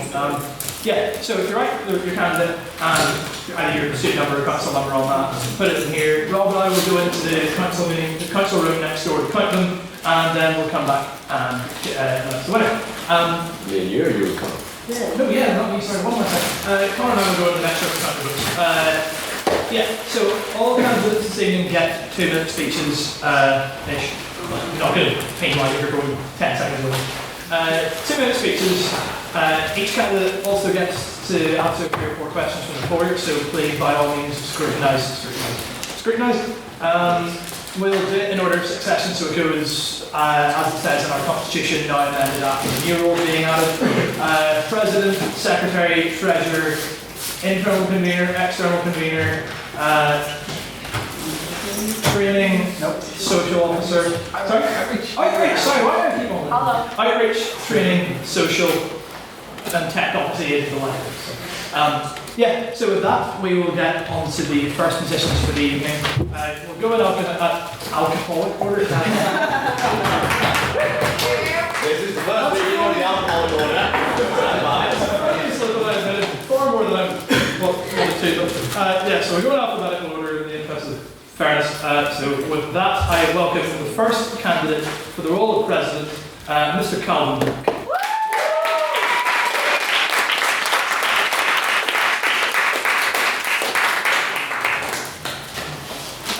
Wait till I'm. Oh, sorry. Oh, just one other thing before we start. Lily and Kira. Remember? Lily and Kira and Sally. Council members here running, sitting in the. Yes, all council members here running a meeting. Get out of here. Get out of here. Yeah, hooligan.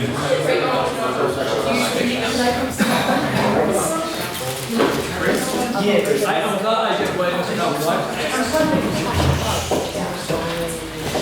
Right, so I have to say I would never forgive myself if I didn't begin by saying good evening, ladies and gentlemen, and welcome to this, my speech for the presidency of the 169th session of the Queen's University of Belfast Literary and Scientific Society. I'm proud of that. This is my 4th year as a member for the Literary, and my 2nd as an honorary arts member. For those of you who don't know me, I was the unofficial tech guy for 2.5 years. For the past year, I've basically just been helping council with whatever I could. To kick things off, let me give you some insight into things I've done during my time here. The main things would be that I started the practice of recording the bids and releasing them online. So I was then doing that for 2.5 years. Setting up the iTunes podcast feed and the audio streaming server, and creating our own tech officer. The microphone and the stand over there, I convinced last year's council to purchase those, so that would be self-applying. The turn cards this semester, I designed those, and the honorary membership cards, which you might have seen, I designed and sourced those. And finally, the Constitution sitting there in front of me. I have now written more amendments to that than I care to count, including the ones that were passed tonight. The point of this is that I've helped with everything from the administration to the hands-on stuff. I really love this place, and I know it inside and out. And if there's one thing I know, is that it's not the job of the president to make sweeping reforms and changes. It's their job to use their knowledge and experience to keep the society running, to know the things the less experienced members haven't had a chance to learn yet, to keep the peace, and to help the council accomplish their plans. Sure, I have plans of my own. I want more female speakers and more people attending meetings in general. I want to collaborate more with other societies, and I want more merch, like perhaps a little A5 book of minutes and photos from the year. I want candy corner, I want mystery tours, I want a charity filibuster event, and speakers wine, more and more, but ultimately what matters most to me is keeping this a fun place to be. Of course, I will always seek to improve the society, both with my own ideas and by listening to what all of you have to say. I will never be at the cost of keeping this somewhere that we all want to spend our Thursday evenings, and that, I suppose, is why you should go for me. So please do, thank you.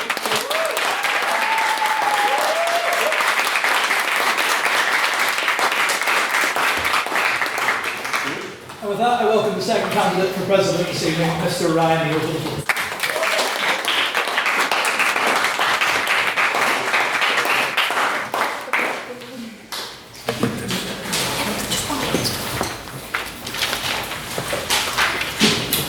Good evening, honourable members of the House. A vote for me is a vote for experienced leadership.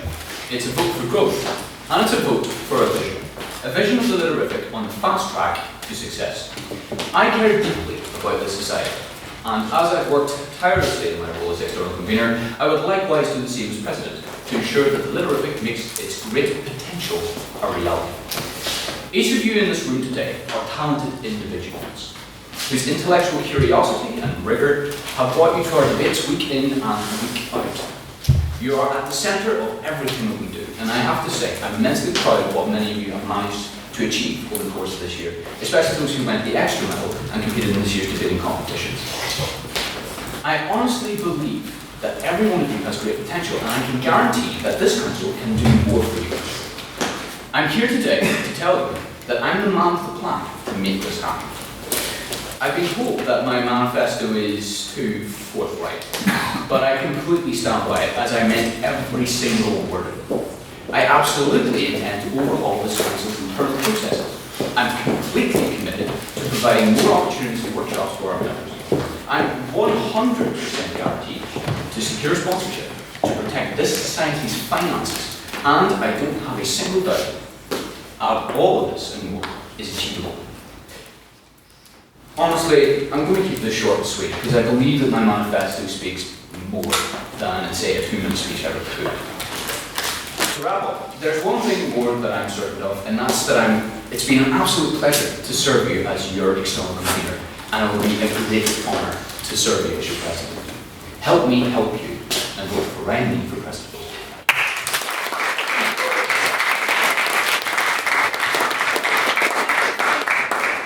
Then we could ask both candidates to take the podium. Basically, all candidates tonight, bar the presidential candidates, will get 3 questions each. Given the importance and enormity of the position, I think it's fitting that the presidential candidates have 4 questions directed towards them. So I welcome questions from the floor. And I think, Ryan Neal, as you spoke second, you'll be able to answer first. So let's take Mr. Bunting's question first. Yeah, this might seem a bit random, but I'm just wondering about your position on the relationship between the Letterific and the SU in general and how we can improve that. So is this really good? Either or, like can improve it. Well, I believe that these constitutional reforms go a long way to that, and of course the SU constitution supersedes ours. Actually, having a close relationship with the SU is part of my strategy to actually achieve an office long term. The SU will be renovated in 4 years' time using the construction grant that they have, and of course this ties into me putting pressure not only in Canada but also with Paul Loughlin in order to secure us a space. Of course, I'll probably take this opportunity now that I went into the office part, which seems to be a major point of contention, if I may say so myself. Yes, the office will be both the long-term plans I've described, but also the short-term plans for getting a rudimentary office space in the meantime. How I will achieve that, of course, is by utilising my contacts. For instance, I have a contact who's the son of the CEO of Nightpack, and I've worked with him a hell of a lot, along with the BBC and STEM ambassadors, along with Farsight Labs. Farsight Labs, although Leavers Court, is not ideal because it's not in campus, so of course I will be expanding on other opportunities to get office space on campus. But that's certainly something that's laying in my back pocket, so it's absolutely achievable. But yes, the closing ties with the SU is going to be incredibly important, and I think I've already made a step forward in that by, of course, organising a workshop for the QUB French Society, where they were sending off an IV to Dublin. So yes, I'll leave that to you. Mr. Neal? Sorry, not Mr. Neal. Mr. What? It's a two-way street. It's not like the Letterific membership woke up one day and said, you know what, we don't like them very much. They don't treat us very well. Like whenever we put on the IV, they didn't send any representatives. They didn't send any representatives this year either.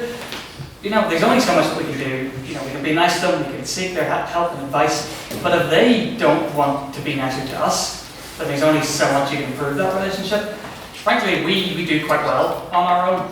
Without their help, we take their money, and that's about the extent of the relationship at the moment, which I personally am not too concerned about. I think less oversight from them is a good thing because their rules can be rather archaic, and I just remember Ken Gallagher sitting over there, I apologise.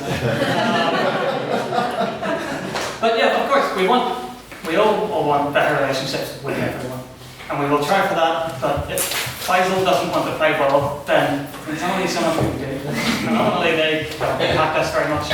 So as long as we things in-house run smoothly, I don't think that the union needs to be involved very much.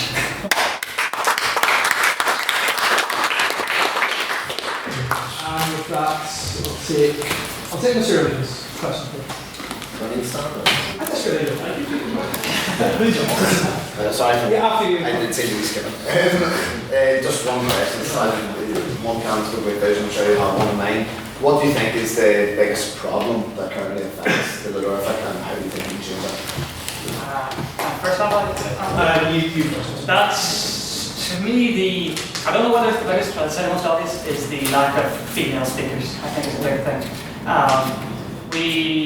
New members aren't probably aware of the kind of old boys clubby reputation we had back 5 years ago and whatnot. We have shed that to quite a good extent, but still female speakers are there. I think that's just a case of, at the beginning of the year, whenever new people are coming in, you need to you need to arrange the first couple of events of the semester so that you have 3 females, 3 males, and hopefully that should give the impression of equal say for everyone.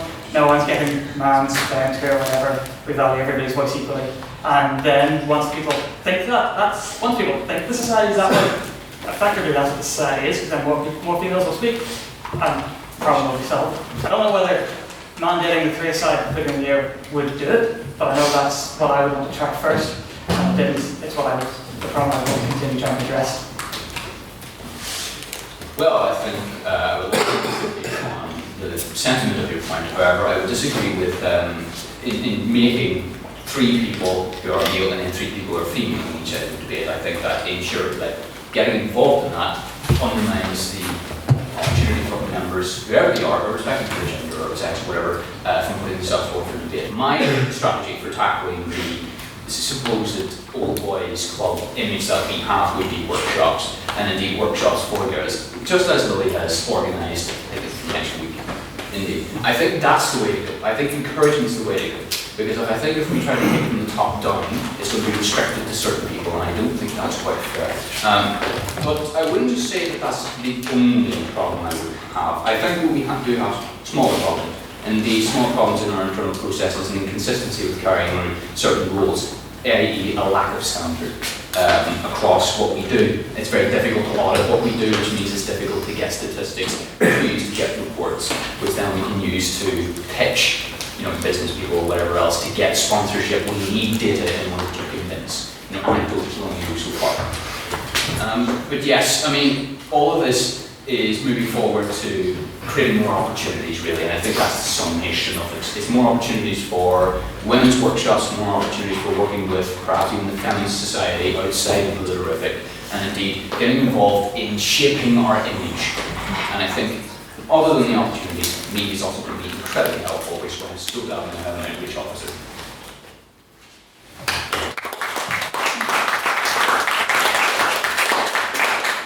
If I could just interject on that point, the candidate sort of made reference to the gender balance of the society, and I think it would be very remiss of me not to make light of the fact that a certain ordinary member of the society, Ms. Schaefer-Dixon, has been battering down my door going, what are you doing about this issue? So I can only commend her for taking the initiative on this and making it something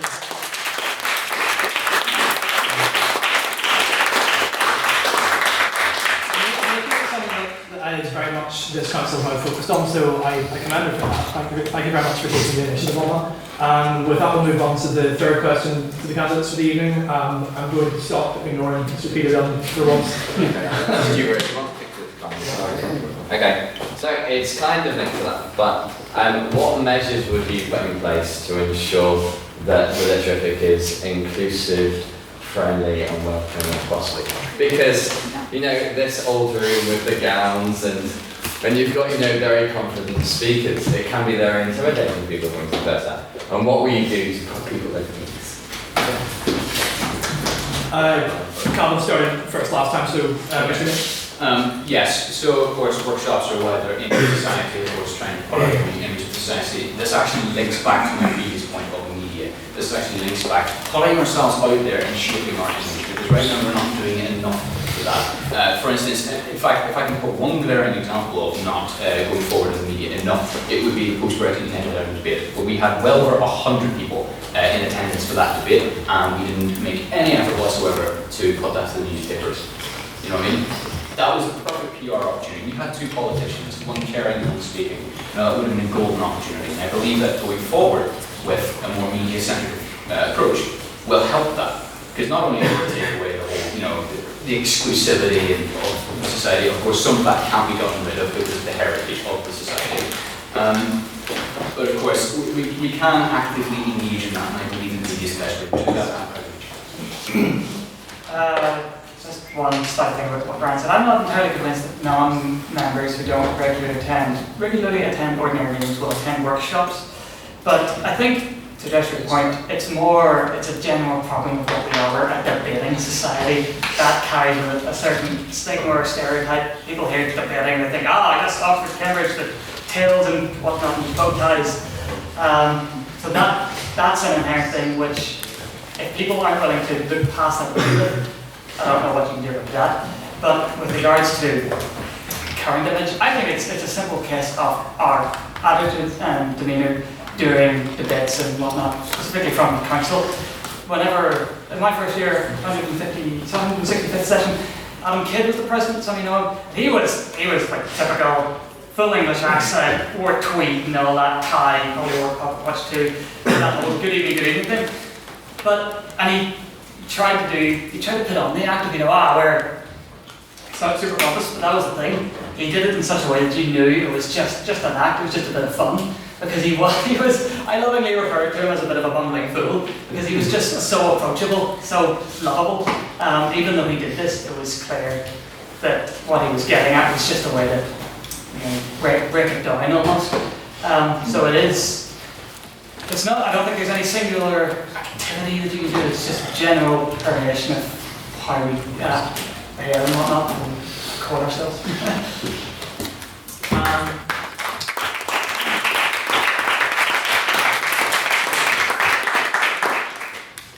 Final question of the presidential side between.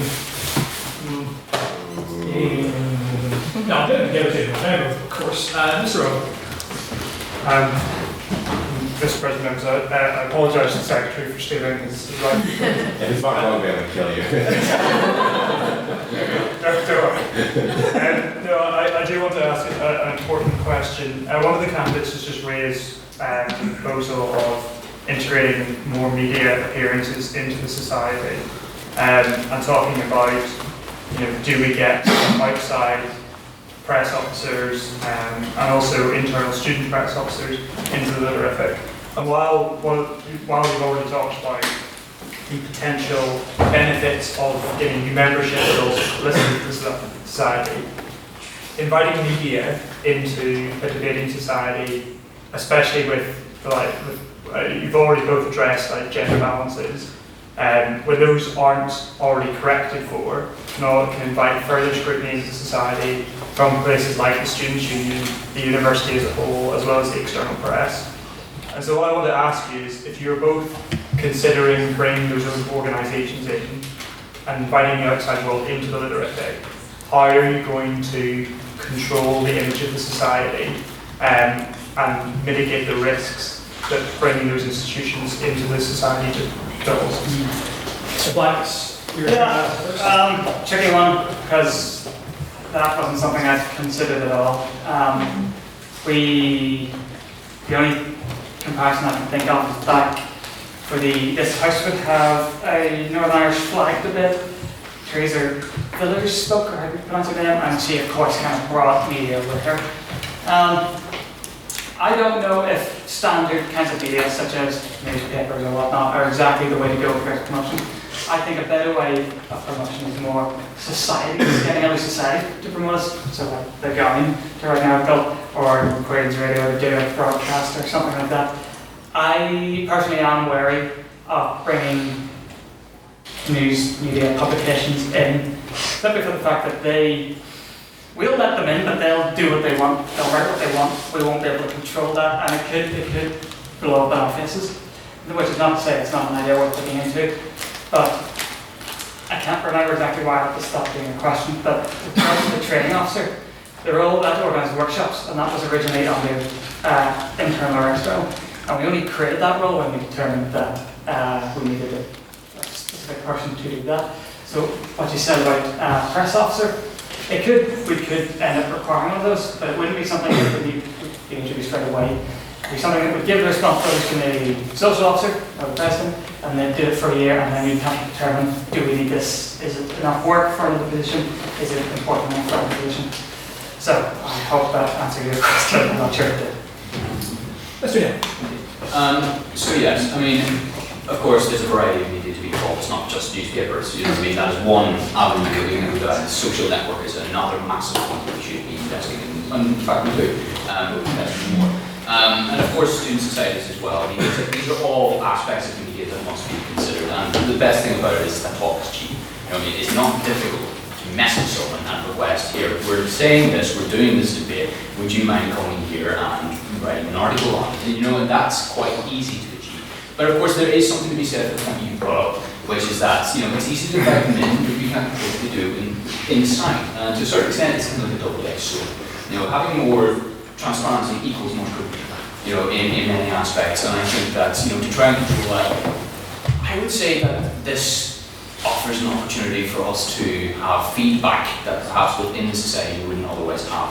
And it's worth considering that the Librific had massive media attention before its abolition in the late 1960s. You know what I mean? So it's worth bringing back what we had, you know what I mean, and developing us forward. I think that's a good thing. And although I do absolutely take into consideration the concerns that we've had, I still believe wholeheartedly that it's where we should be going.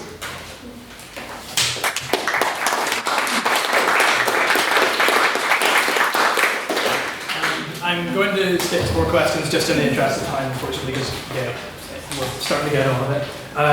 With that, we'll move to vote. So if you could come up here, take a piece of paper, write your vote, and put it in the tub.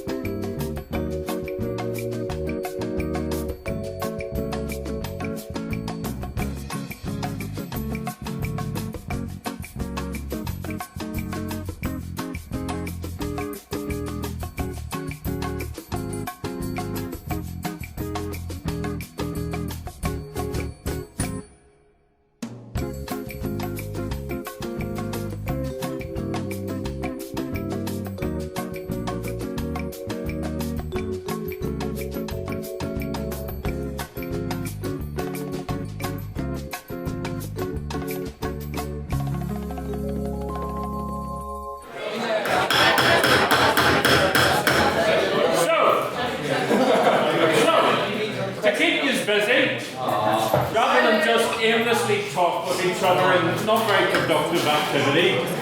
I think for the duration, or as long as we can, we still have just a minute. Because you all love that, don't you? Senior seats, ladies and gentlemen. Senior seats. And the topic of this just a minute shall be quite a controversial one, and that is war with Spain. Yes! Over And so, I ask for a volunteer. Whoa! Here's the first. Actually, no, that's big.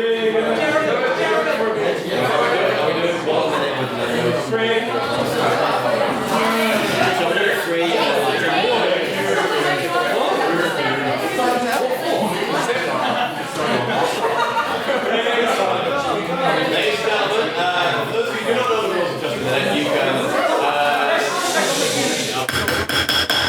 Thank you. I'm good at that. For those of you who do not know the rules of just a minute, the topic has been given related to the recent incidents regarding the conflict over the Rock of Gibraltar. We are going to debate on the motion. This house will go to war with Spain. Young Craig Miller, old Craig Miller, is going to start arguing it, and then he is going to speak either for or against the motion. I can imagine which way.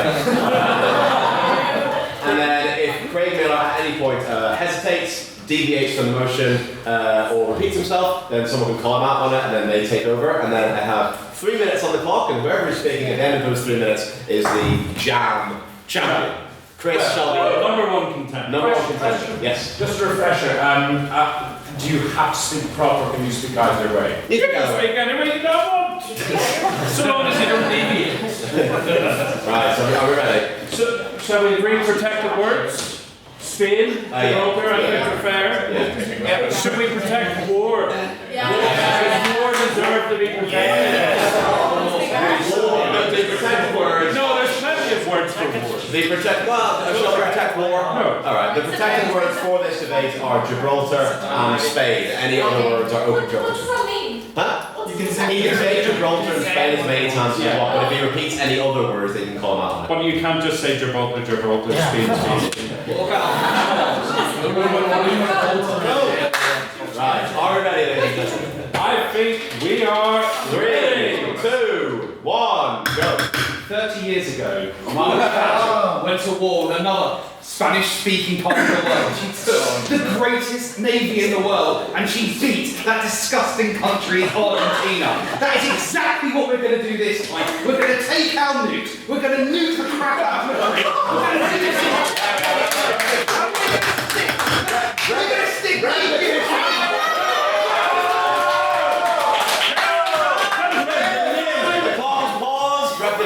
Far too long, the continent of Europe has been fighting against the beauty and beautiful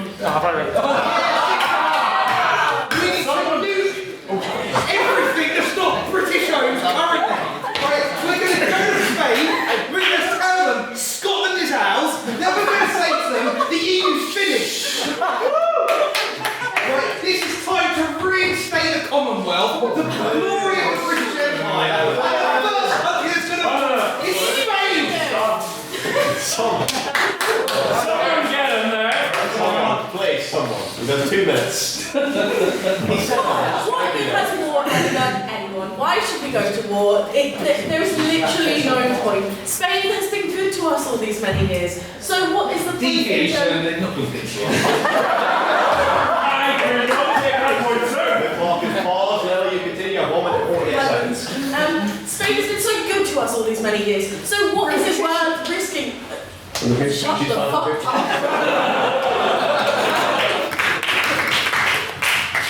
What is it worth risking so much money, so many resources, so many lives to go to war with a country that does not have anything against them?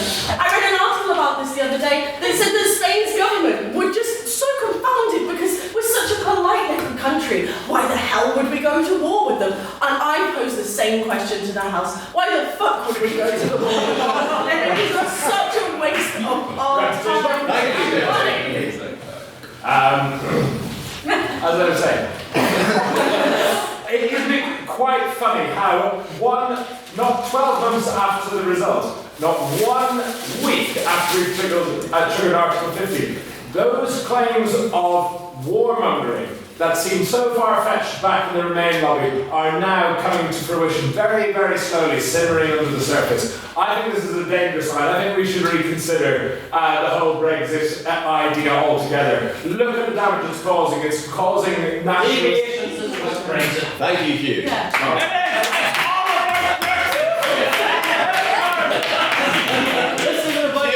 The clock is pausing with 36 seconds remaining. This isn't about Brexit. I think that Britain has gone too... Keep going! And I think that Britain has gone too long without a good war. Britain is just sitting there. There's billions going into these missiles and they're not being used. It's the prime target.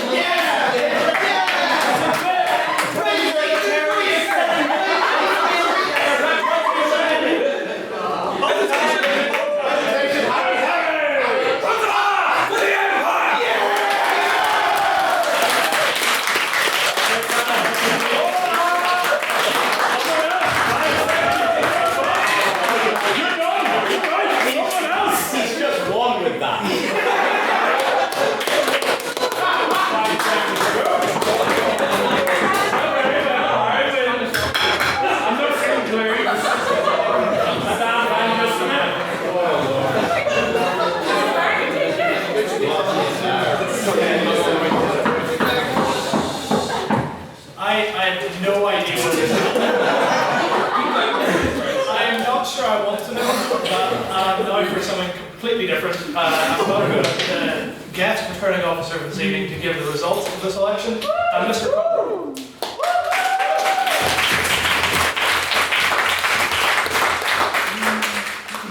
Mr. President, members of the House, the results for the election of the President are as follows. There was one spoiled ballot, but they voted for Calvin Black, 38, and for Ryan Neal, 7, which means that Calvin Black has been duly elected President of the Queen's University Literary and Scientific Society for the 169th session.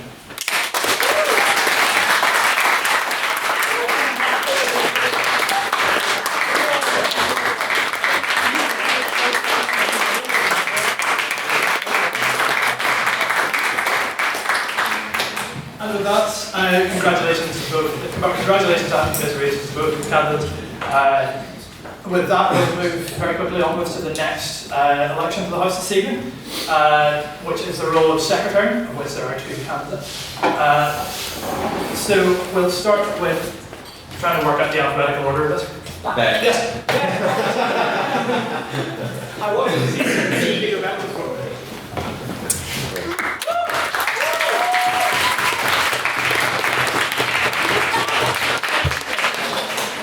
Mr. President, members of the House, time to blow my own trumpet. Now, in terms of why I would be suited... Take your time. Wait. Presidential buzzer. Okay.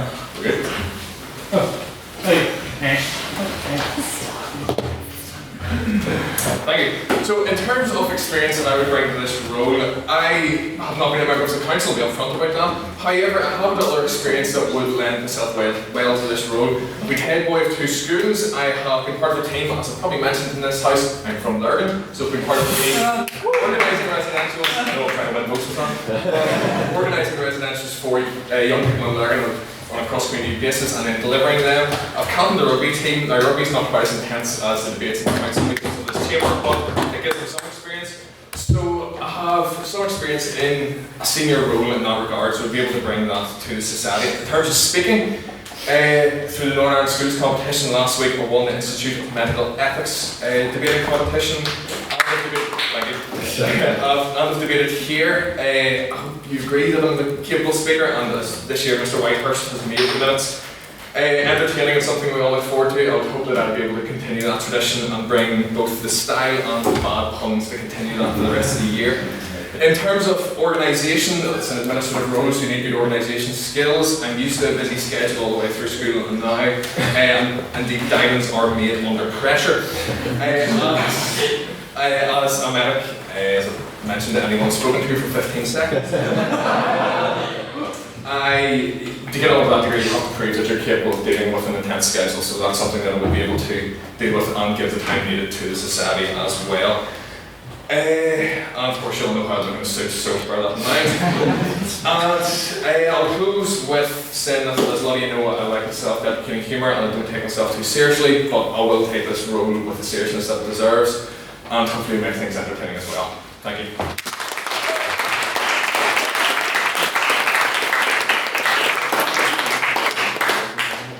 Welcome to the floor, Mr. Peter Dunn.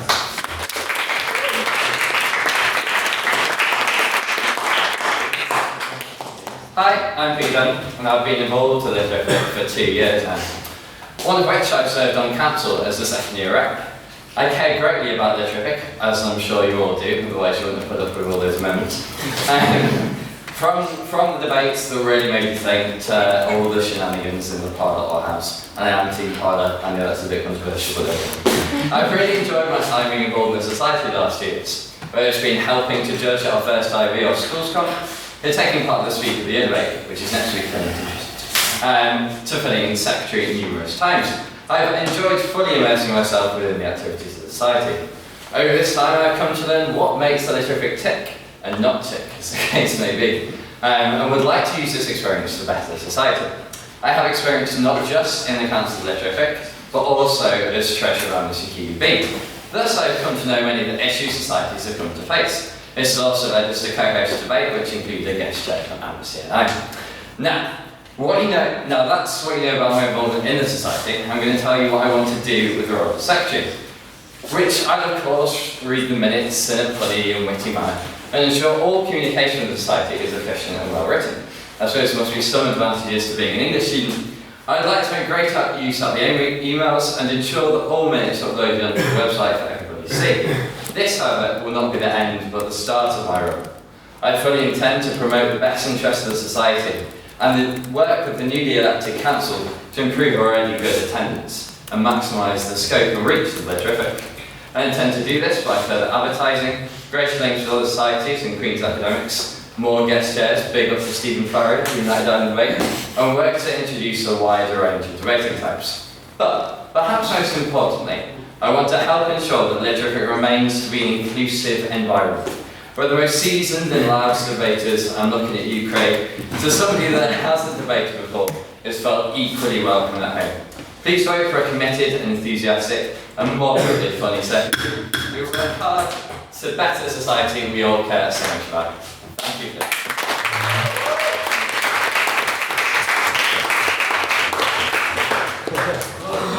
Well, I'm open voting for questions. If anyone has any questions for the candidates? You know, you can be really brutal with these. Like, I encourage you to be really probing. Mr. Spratt? So you both think you're funny, do you?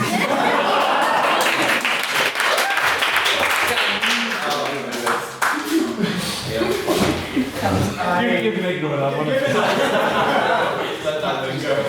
Give it to Mr. Spratt. Yes. With one of you doing medical debate and the other being on crime writing and amnesty, to what extent will you be conflicted between two different societies, and how will you juggle it, and which is your biggest priority?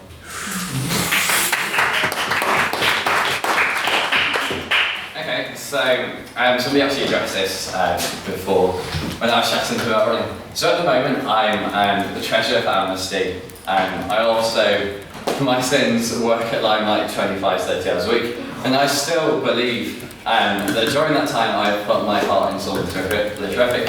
I don't intend to work next year. I intend to, the secretary's obviously a bigger role than I'm doing at literature at the moment, and I have full confidence that I'll be able to commit my time and will willingly want to do so as well, because it's a nice escape to do stuff with the literature when you're busy on an essay and you can escape to a council meeting and mediate the squabbling.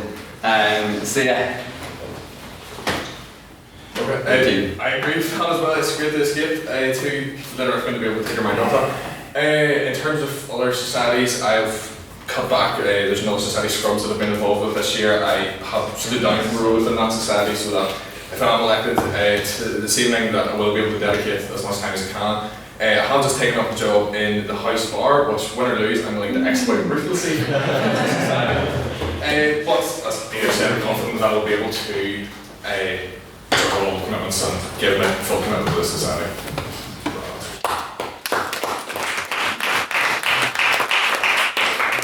I always find it endearing that religious people are prepared to burn for this society. So can I just ask, you didn't actually kind of address the idea of conflict and whether there will be a conflict between your commitments to amnesty and the society or your commitments to medical debating and the society?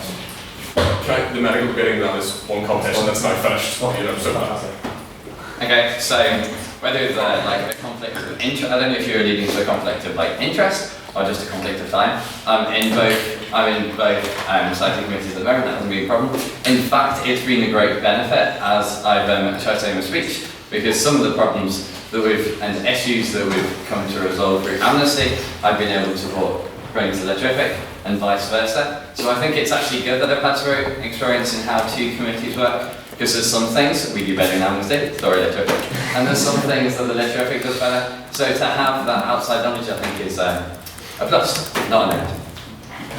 And with that, we'll take another question from the floor. Mr. Donovan.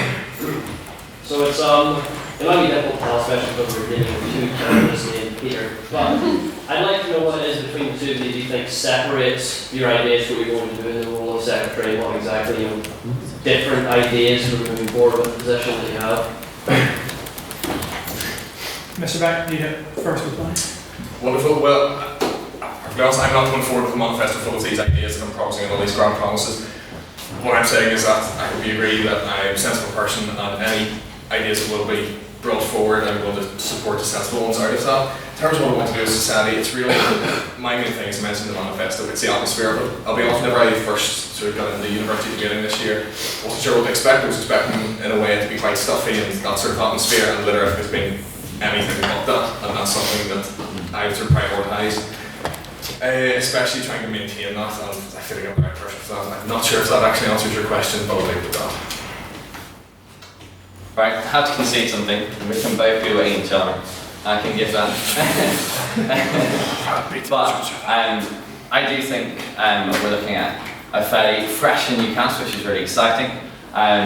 but I think it's also important that we have somebody with accounts experience, and I've got lots of different ideas that I want to do retrofit that I've mentioned, including introduction of guest speakers and different debating styles. So yeah, I've got lots of things that I want to do, as well as trying to be witty and funny.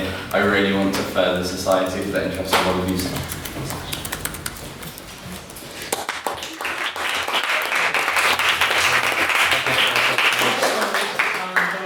The final question from our outgoing secretary, Mr. Rob White. I know a thing or two about this.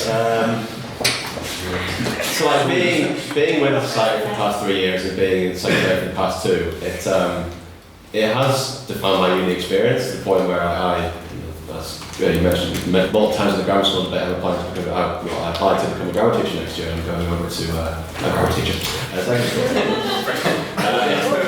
And in all of my applications, the literary ethic was literally the first line on every single thing. I say that I'm the secretary of the Literary Scientific Debate Society because it's something that I think just being so proud of it, but not just that, it's knowing all that entails and knowing that I can come to this house every single week and meet, someone who does a course which is completely alien to me and find that, we have a strange interest, like meeting Chris, who does computer science and tech guy, and finding out that he loves professional wrestling.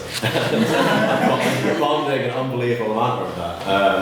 Or I remember in the first weeks of, when I was very nervous as secretary, I remember meeting Jeremy Miller and listening and hearing all about his trepidations as being a Canadian German. And I found that unbelievably fascinating. I badgered him for several weeks about and your fantastic philosophical thoughts. But the thing that really made me, I said earlier that I've never really done any work for the society, and I say because everything that I've done is obviously strenuous and stressful anyway, I've enjoyed every second of it.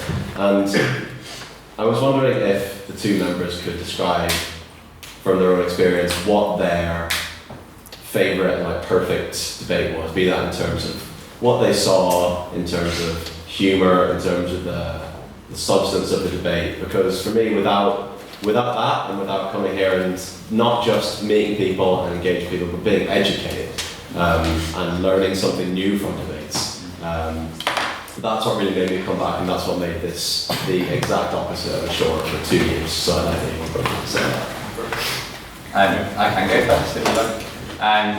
So I'm actually going to go back to my first ever debate for the Literature, obviously I went downhill from there, which was this house, bloody cancer treatment is overfunded. And as a little nervous, fresh as we all were, I was a bit intimidated by the surroundings and just, to be honest, we had some fantastic speakers that night, including a guest who I believe at one point controlled where the money from the European Union that went to cancer treatment went to, and it was just such a high level of debate. And I remember leaving and thinking that's what a good university should be about. Coming to something like this. And despite the high level of debate and the grandeur of it all, we had great chats and I felt so welcome. So for me, and it was, I said, a particularly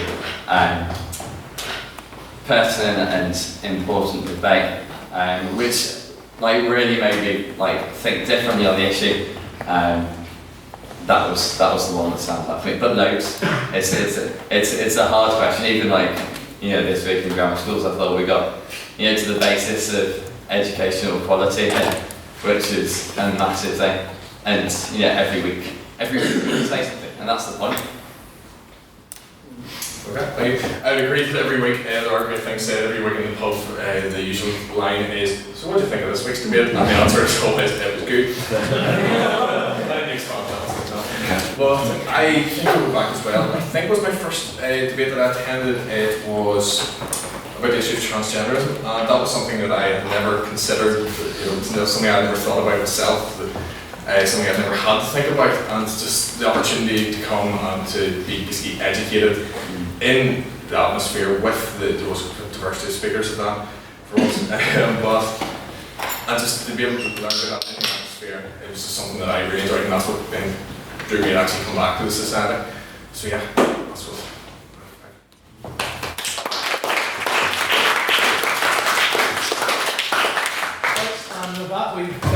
questions, so it now remains for us to go to the vote. Same as last time.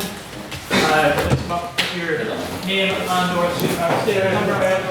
Before we start the voting, just as the returning officer, as both candidates are named Peter, if anyone writes Peter on their ballot paper without qualifying which Peter they are referring to, their ballot will be considered invalid. Don't forget student number and roll membership number, please, and everyone, if it's not there.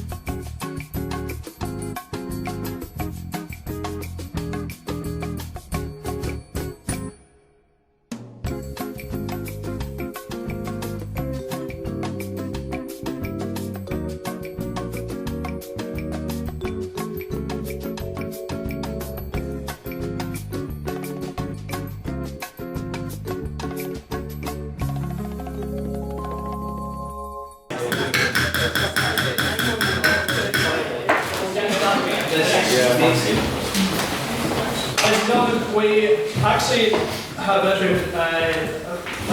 set of circumstances that have never actually arisen before. We have an absolute tie.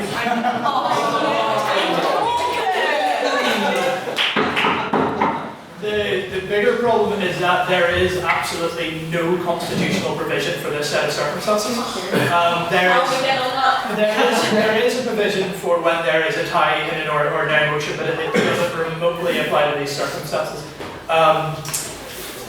Basically, as we state, there are three options. Either we can pass an amendment to the Constitution allowing the ordinary member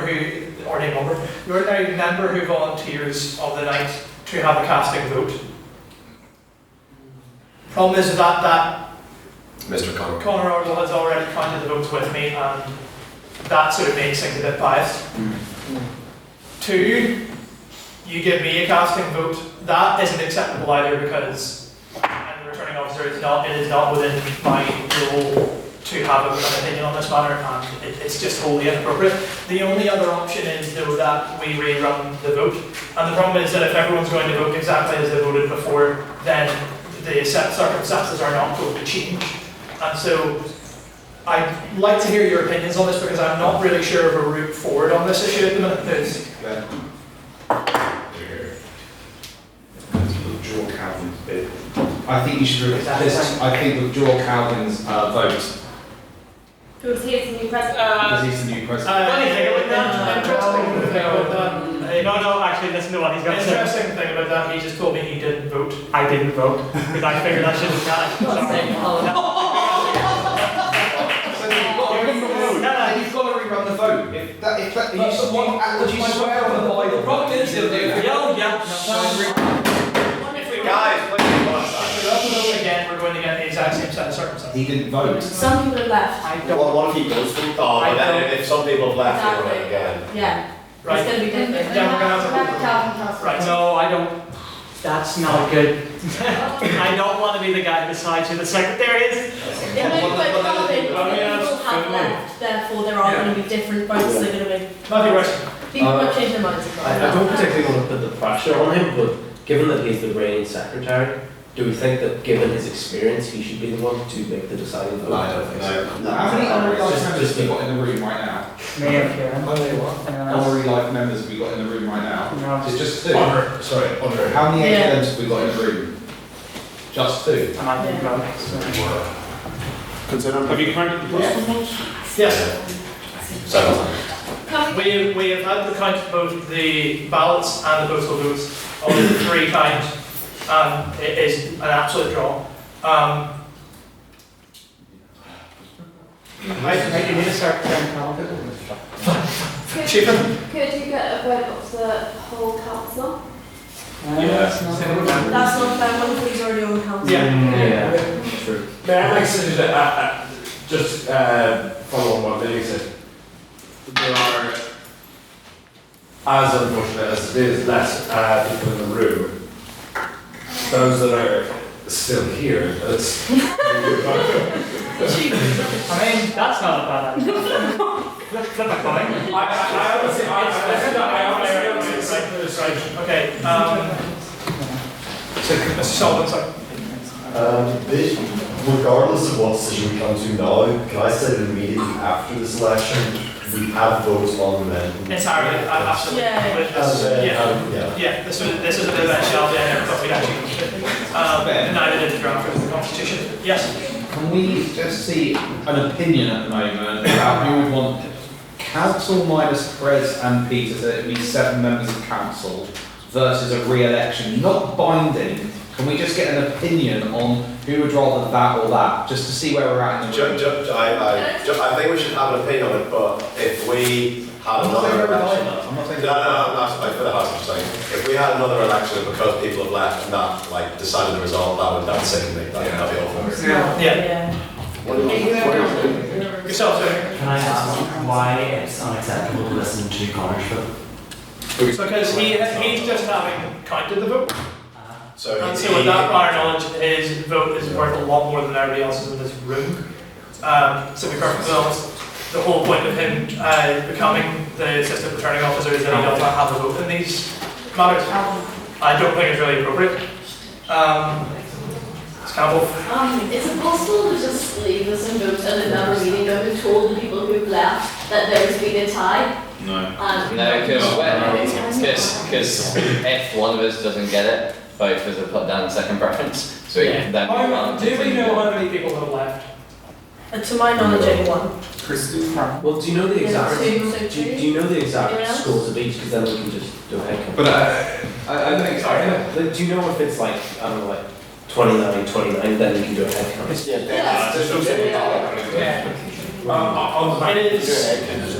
19 votes.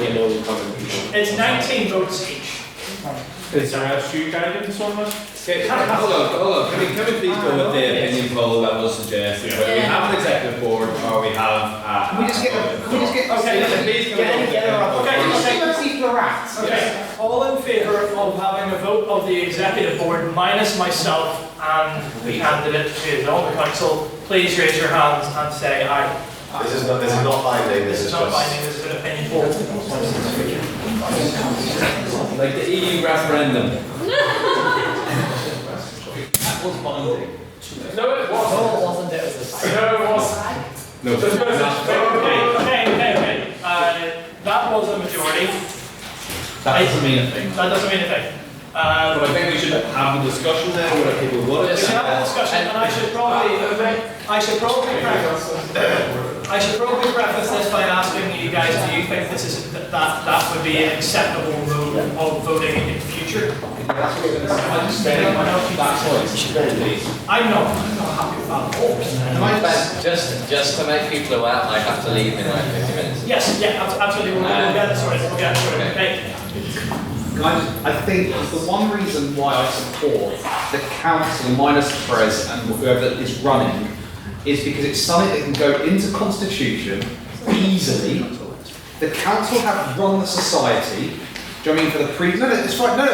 The council have run the society for the previous year. Okay, and at the end of the day, they will only have the interest of the society at heart. They will not be putting their mates in positions. But I think if we do go for this position, that we do state that this is not a precedent for the Constitution. This is not the way to be. Not a precedent. I think for the time limits that we are at the minute, we should consider it, but it should not be considered precedent for the Constitution. I'm sorry, I'm not going to take any more opinions on this because this is the best compromise we can come to. Sorry? Ask the candidates if they want. Yeah. Both Peters, what do you think would be best in this case? Do you... I don't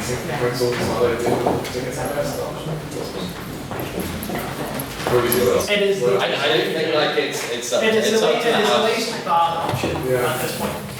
Like honestly, the reservation is there that I'm not saying that the councillors would vote based on this, but Peter has experience, Peter Dunn has experience on council, and like you've worked with us for the year, whereas Peter Beck does not. And obviously not some people would vote based simply on that, but that I don't like the idea. Connor will act as returning officer to that group council. Okay. Ben, how many, have we lost one person? Has one person left the room? Who else has left? We need to get this over with quickly because I am aware of the time. I'm sorry, but we need to get on with this. Yes, Cal. I just, can anybody, this is, may sound silly, but can anyone honestly think of a fairer way than just flipping a coin? No. No. Seriously, don't. Like, Calvin, this undermines the whole process. Given that the preference has been stated for a vote of council minus myself and the candidate, much as I totally disagree with that, but that is what we will go for on this instance. And I hasten to emphasise this is not how we will do it in the future, and this will be sorted out by the council itself. Anyone got any other ideas? Can I bring up What is your view? Seriously. One thing is, first thing, we have a tie on 4 and 4. How many spoiled ballots or reopened nominations did we have? We had one reopened nomination. So it doesn't affect it in any way, that's the issue. Why? One does. And because one other person has now left the room, that's cancelled out as well. Done? Two people have left the room. Two. So at least it's even. We can do a quick read on. The problem is, it is now getting on as the latest AGM we've ever had. Do you want to defer this vote, continue with the other votes, and then until the executive, until the board come on to the decision? So continue with the votes. It matters, the second preference. Oh, No, okay.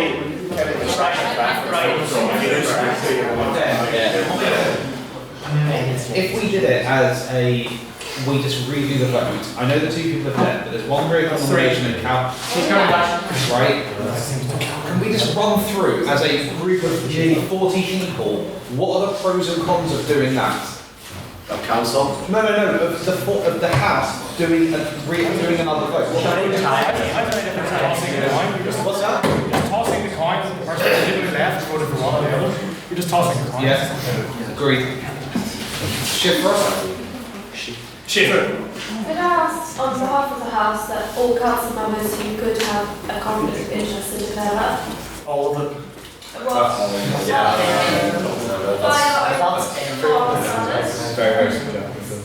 have to do it, there's nothing else. Can we just first say that 3 people who voted for one have left and then another would win? We're My based problem on is if we have another vote of the people in this chamber, 3 people, I can't guarantee that you guys are going to go on any way, any other way, and it's going to be, it may very well be another tie.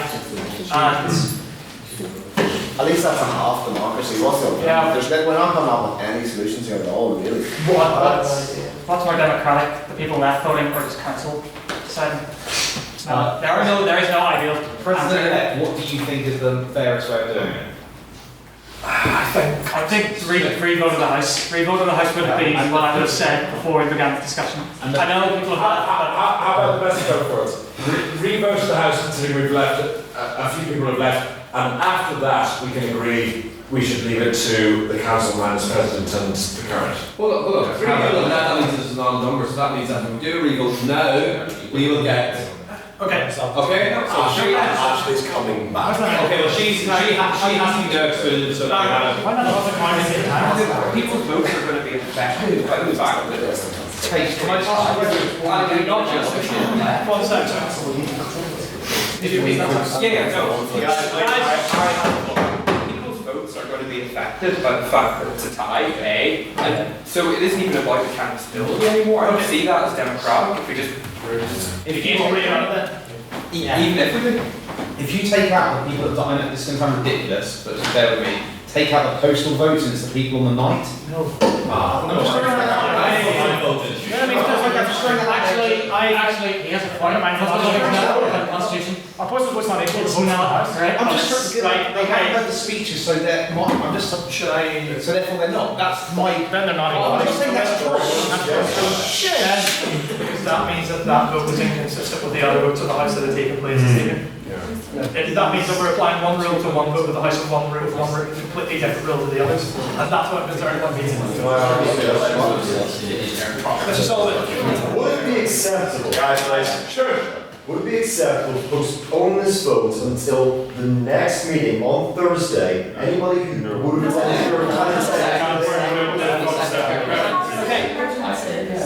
I'm thinking that. Is it much as I hate the council option, much as I hate the council option, and I'm aware, personally I think because of the people who have left, we should rerun the vote, and if that turns out to be a tie, then we'll go for the council vote, because that should be the very last instance. And given that the circumstances have changed, however insubstantial that may be to people, I think it's better to do that and have the council vote as the very last line. Is there anything in the council that says the president-elect doesn't vote? Or no, not especially in the constitution. Yeah, he has to be involved. Is there anything in the SU constitution? No. Is there anything in the SU constitution or the letter of the constitution that says the president-elect, not the president-elect, has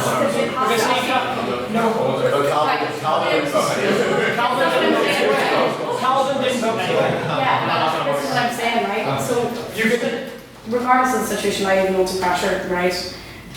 Should the person who abstained, should their vote not be cast? Well, that is actually. We have no idea about What happened? You can appeal to the No, I didn't put in a sports ballot. I didn't do anything. That's what I'm saying, I'm fairly sure that's true. What would the SU say to do? I think the best way forward, rerun it then. Okay, can we vote on what I think is the best foot forward at this point? All in favour of having a vote of the House again and then having the council vote on it if it does not turn out as a clear margin? Are you including postal votes in this vote? Yes. Or just on the House? Yes. So postal votes. Postal votes will be included because I'm not prepared to apply one rule to one vote. Okay, that's fine. Yeah? Yeah. Those in favour of having another vote of the House, that not turning out with a clear margin, having a vote of the council, not including myself and the candidate. If you're in favour of that idea, please raise your hand and say aye. Aye.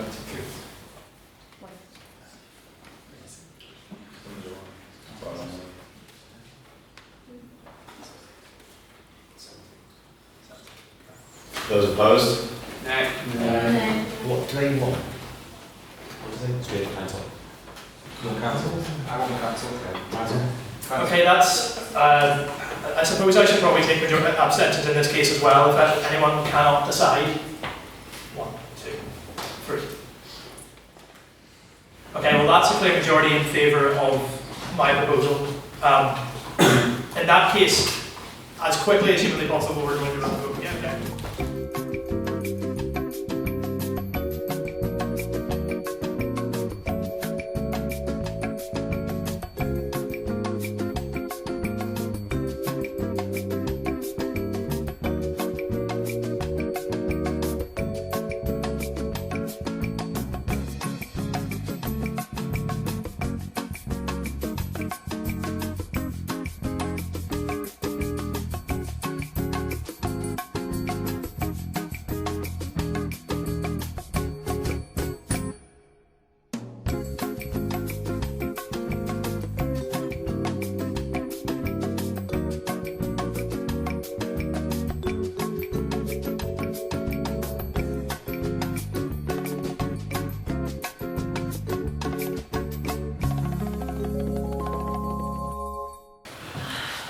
President, members of the House, in the rerun of the election of the Secretary of the Literary and Scientific Society, there were 36 votes, including postal votes.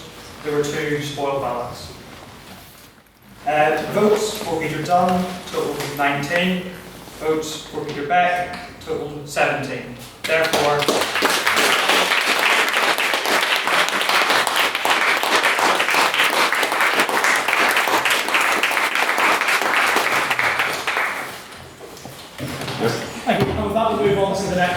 nominations for the position of treasurer.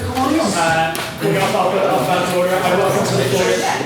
First candidate for treasurer, Ms. Keir Campbell.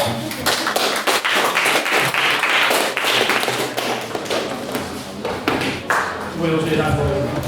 Right, just getting a timer, guys. I know we're short enough on time as it is.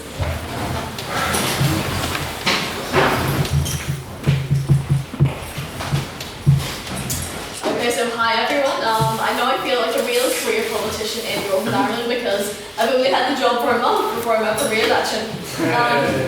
Firstly, I'm the candidate with the most experience of being the treasurer, and frankly, I just want to get back to doing my job and continuing what I was building on, and what I know I can achieve more next year. So yeah, that's what I want to do basically. I have the experience of being the treasurer and I know what the accounts are, and I would just like to continue on doing that. Secondly, I'm going to create a formalised budget based on what we've expended this year so far, so I can create an actual formalised one for next year, and so that we know what we're spending next year. Thirdly, I'm going to keep us organised by paying debts and looking at the bar like I've done so far this year. And fourthly, I have the opportunity of networking with European businesses at a Brussels study tour I'm attending in June. It's a role for the treasurer to liaise with whatever financial opportunities we can get, and I believe I have the best opportunities to be able to do that as your treasurer. But most of all, the reason why I want to be re-elected as your treasurer is that I've really enjoyed my time in council, short as it has been, and I really enjoyed being here with all of you, even if it's like 9:30 and we're all wrecked. And I would like to continue doing that next year, so please re-elect me.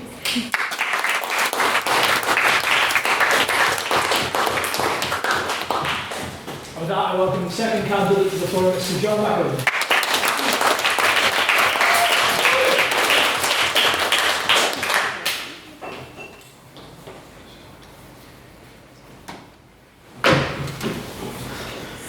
Tonight, I hope to gain your vote to be your treasurer. I believe I have the most experience tonight because I study finance. I work in Grant Thornton, the seventh largest auditing firm in the world. As I'm in the audit department, I speak with auditors every day, and this is just something that I do on a regular basis, and I'm paid to do it.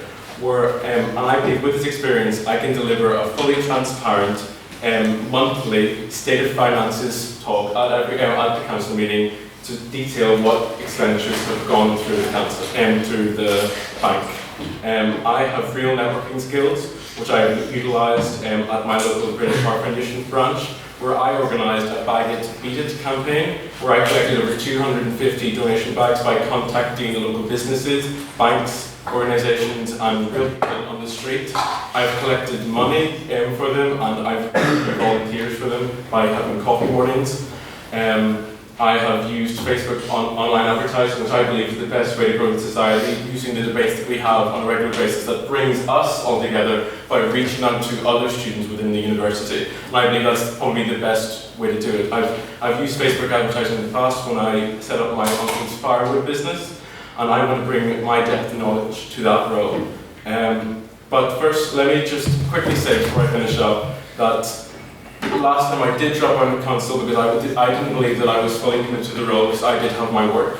But when the transition period begins between this council and the next council, my timetable is completely free, 24/7. I am here, I'm in the library, I'm anywhere around this council Monday to Sunday, and I believe I can best serve you just right here on campus. I am 100% committed to being your treasurer. If I wasn't committed, I wouldn't have run tonight. I'd like to say that I'm devoted to the society. I've spoken at so many debates. You see me here every Thursday. Debate all this term. I'm always constantly on the reform, but finally, I just like to say that hopefully I've convinced you tonight that I would be the best experience for this role, and vote your own. Thanks for listening to the voice.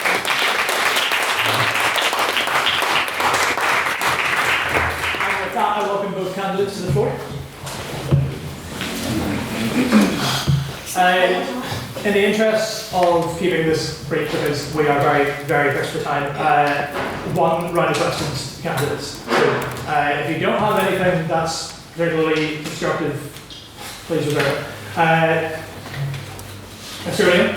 This actually is directed at you. If we are to make this fair, just like we did the last vote, surely it's 3 questions, and as much as we are time constrained. No, I understand that, but if we're going to go with the previous principle, it does kind of just spit in the face of that in terms of like fair questions and stuff like that. Just saying. Well, I'm sorry, but like we had the room until 9 o'clock, so we no longer have the room. After this, we were pretty much waiting until security turned up. So, in the interest of it, I am going to maintain one question. And to be honest, I very well do that for the rest of the candidates. I would actually, if you don't mind, Mr. President, I would actually plead to the House that because we are so strapped for time, that we do have a lot of elections to go to, I would actually plead to the House that we hold the questions back. I know as on democratic as that does sound, but I mean, we are actually on the question now that security is going to kick us out, as Mr. President has said. So, one president, or one question, and like can hold it back. So, 1 minute absolute max response time. And 30 second response. Yeah. Okay, we'll do one round of questions for each candidate, but it will be 30-second responses, okay? So, does anyone have a legitimate question to the Treasury candidates? Yourself? Yeah, I'm just wondering about the earlier amendment about financial matters. Do you think financial matters should be decided purely by council, or do you think they should be decided by ordinary members? Well, I'll go first, seeing as I've been on the council for about a month and a half. With regard to what happened earlier, I do think it should be on the council with the 3 executive members having unanimous. That's my opinion because I know we're having a 30-second one, so it's just that it just keeps it within the council, but there's also a check on people. And yourself, Mr. Marco? So I'm actually quite mixed on the issue because I believe at the same time that the Treasurer should have a lot of control over the money and ensuring that we're going to deposits in the bank account, but at the same time I kind of have to feel that society members some are suited to bring financial ideas to the floor, but I think that probably one of the best ways would be to have it through the Treasurer and have that Treasurer position to see. And with that, we'll move to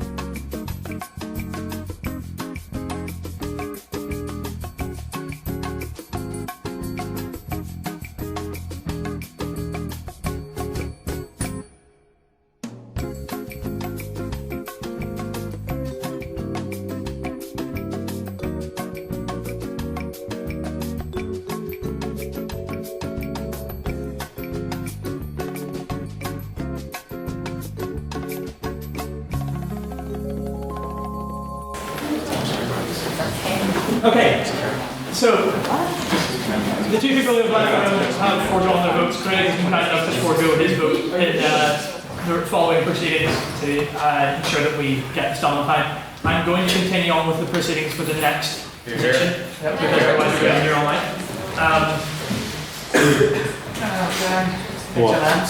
What?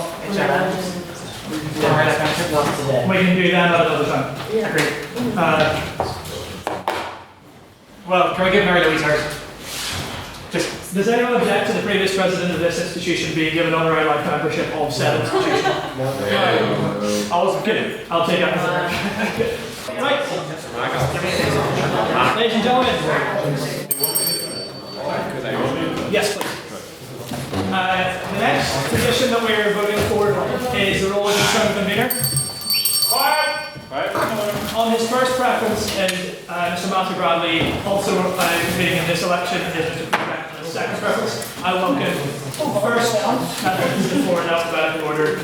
Well, we'll not be alphabetical order since that's your second preference. I welcome Mr. Matthew Bradley to the floor.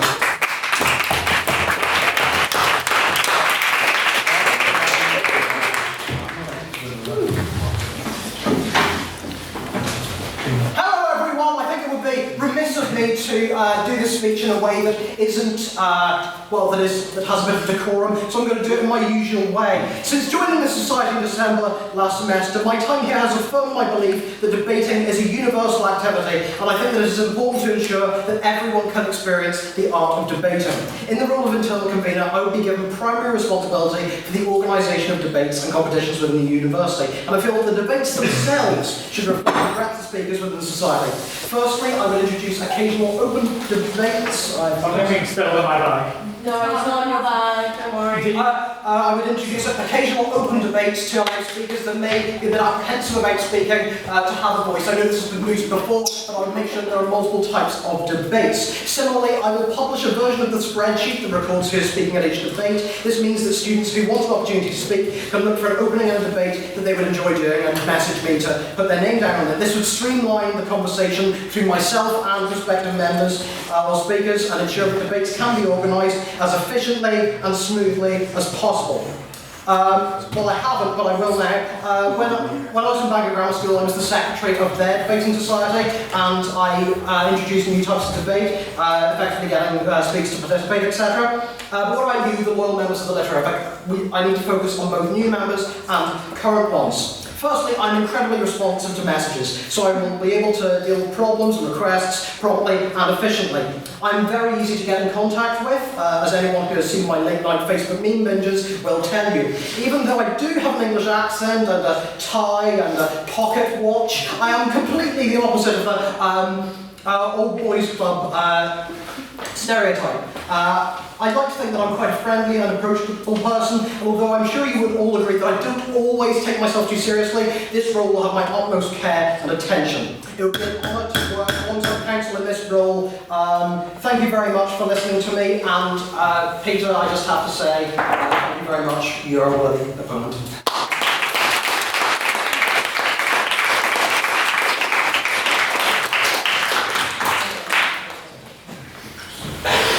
And I welcome the next candidate to the floor, Mr. Peter Beck.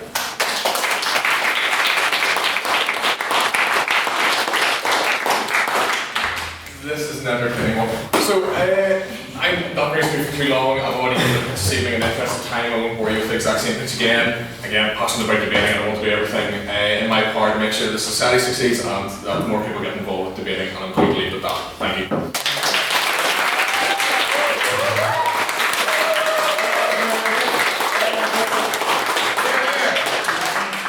Any questions from the floor? Who has questions?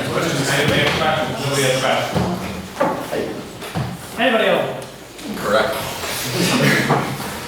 Anything to distinguish between the two candidates? Ms. Bennett.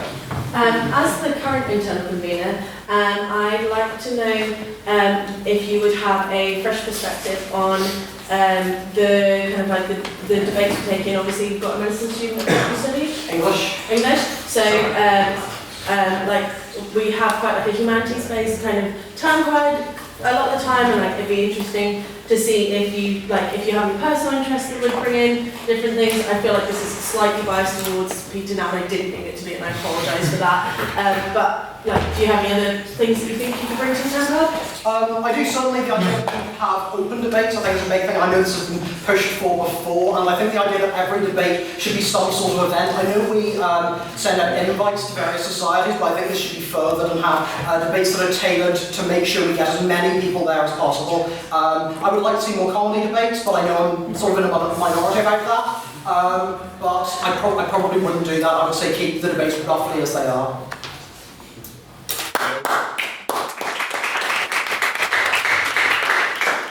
From my perspective, I agree with the point that there is an emphasis on the literary part as opposed to the scientific part. If that's what the members would like, personally I'm interested in, I'm very speak at this point. So if we could bring more sort of scientific debates and worse society and science sort of collide, I think it's an interesting area. So I'd be keen to bring that into the society more, but obviously it's what the members decide on in the current card of the meeting.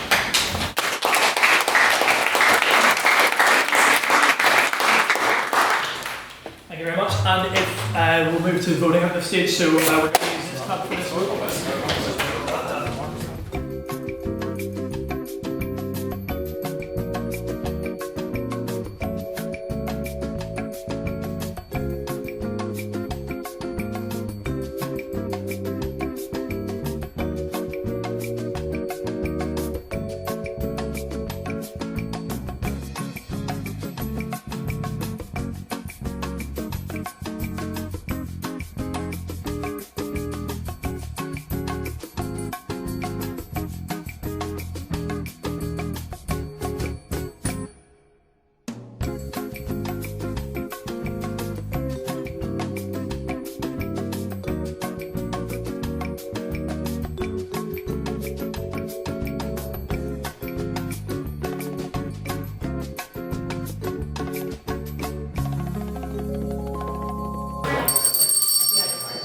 candidate, the role of treasurer, result is ready to be announced. I give way to Mr. Convenor, the returning officer.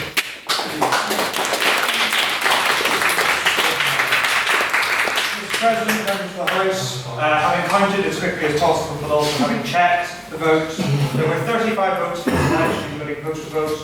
0 of those votes were spoiled. For Cara, there was 16. For John, there were 19, which means that John McAleenan is... Sorry, Kieran. So the winner is John, who is the next treasurer of the...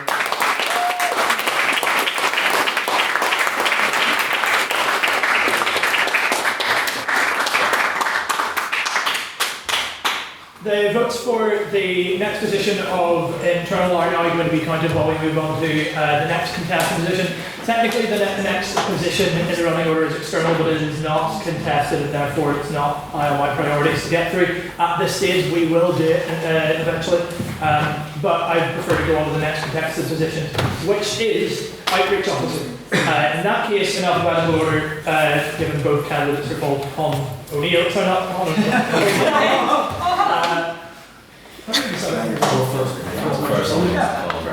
We'll go alphabetical order, first name, Colin. So it's the first candidate. And welcome, Colin.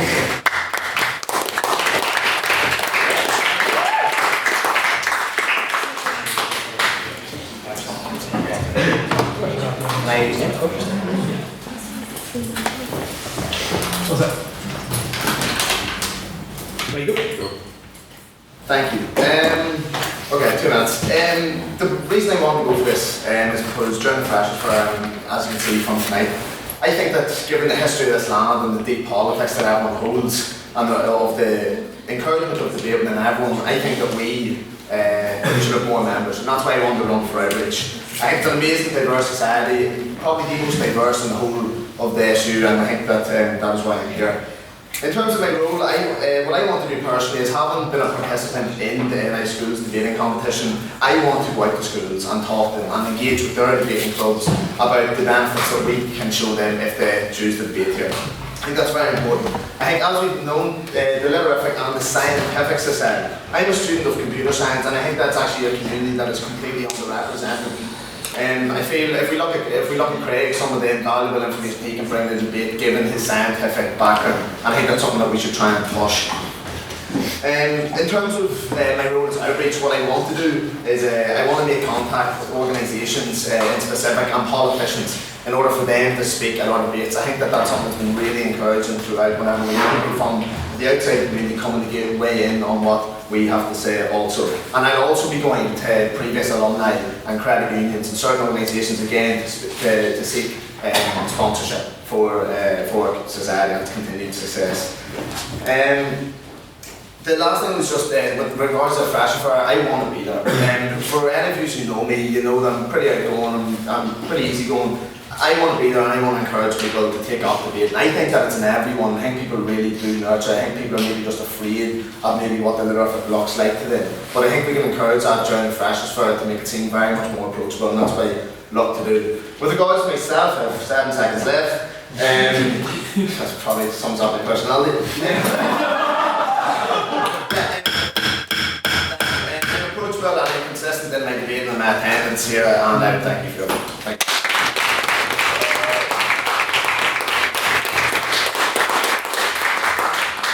Welcome to the floor, Mr. Lord.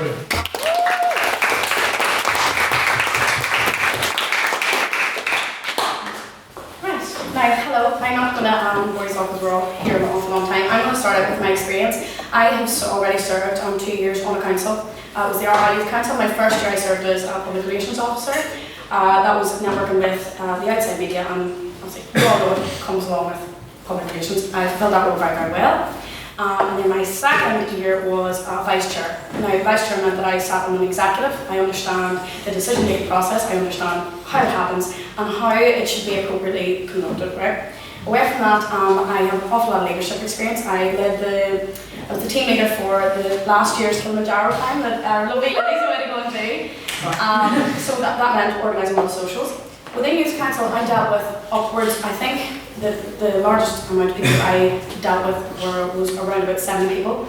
And I've also been involved in organising like residentials away. So as regards to schools camp, that's my experience with dealing with large amounts of people. We're off talking.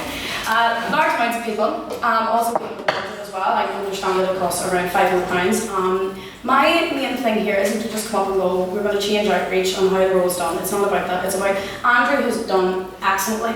He has done so well, and all of the things that he wants to do are actually things that I myself can build upon. I personally know 2 potential sponsors, and as regards bringing people in MLAs and things, I have 3 contacts with MLAs.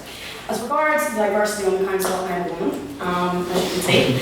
I feel like reaching out to women could be something that I could do particularly strongly, not that this is a gender thing, not that I disadvantage Con in any sort of way, because as we all see, Con's nice to look at, so women will go for him just as much as me.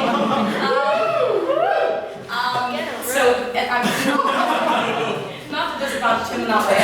I've been involved in 2 events named Women in Politics. I've been back to my former high school, twice, as regards getting students both to Queen's and talking them through the university experience. And that's me, folks.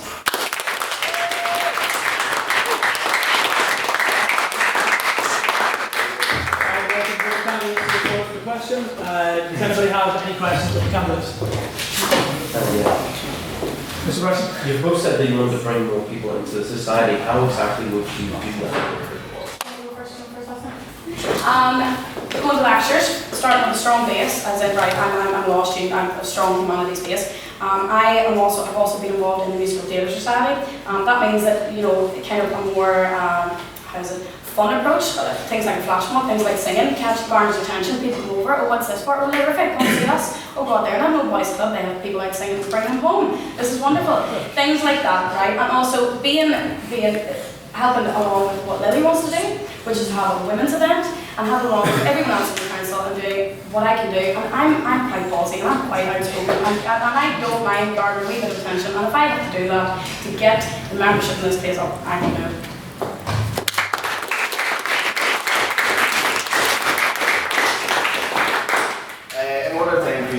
Your question was about membership. In order to increase membership, for me it is simple. I think that one thing that people think everyone was a fresher for, I don't, and I know that they don't. Just never that bum 26,000 students and they all don't go. I want to go out to schools, 70-year students, debating clubs within secondary schools. If they ever school Queens, I want to tell them that we are here and that we're going to be here every Thursday for them. In terms of the fresher fair, of course, I'm going to be there. And then, of course, with the NS schools, that's another thing I want to wish to. So for me, it's all about just getting the word out. You know, we can tell what we want about women and all different types, but if we just outreach to certain schools, to certain teachers who take the debating within that school and tell them that whenever their students, if they come to Queen's, they're going to join this club. And because whenever they find out, I think that's what it comes down to. So.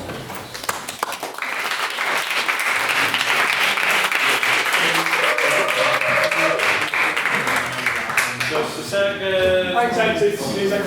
Need to talk. No. Need to talk. There's the talk. Right, results of the election will be announced first. I give way to the returning officer. Sorry? I don't want to.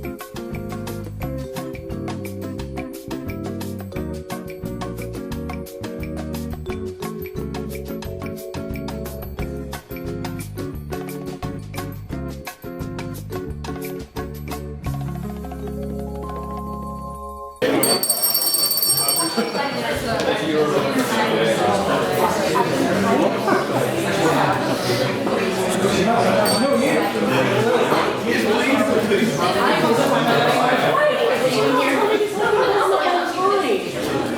fucking.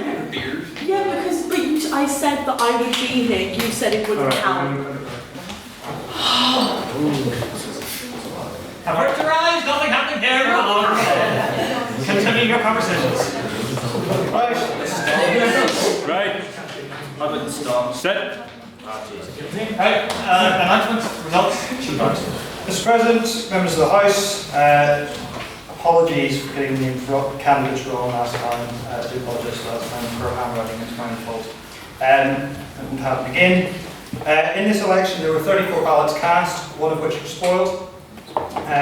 There were 21 votes for Peter Beck and 12 for Matthew Bradley, which means that Peter Beck.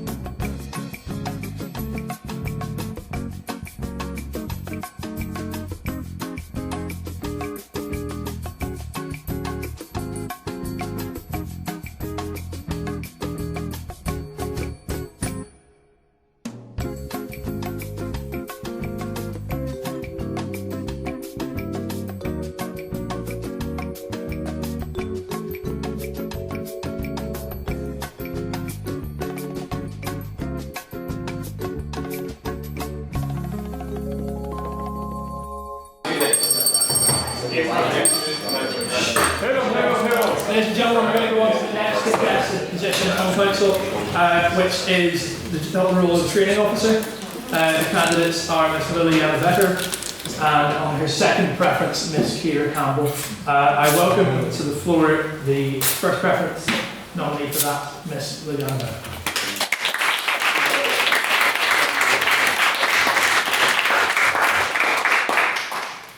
Hello. If you don't know me by now from being rather melodramatic, then you haven't been here enough. I've been on the council for 2 years now, and I've been legislative for 3 years. I have been the internal convener this year, which has meant that I have been doing workshops, I have been organising them, I have been sitting in on other people doing workshops. I have seen different styles. I have been in contact with people who can potentially come and do workshops for us. If many of you don't know, I ran student activities officer as well. And from that I've actually come to get to know quite a lot of people within the SU, so current officers and some of the officers that are coming in.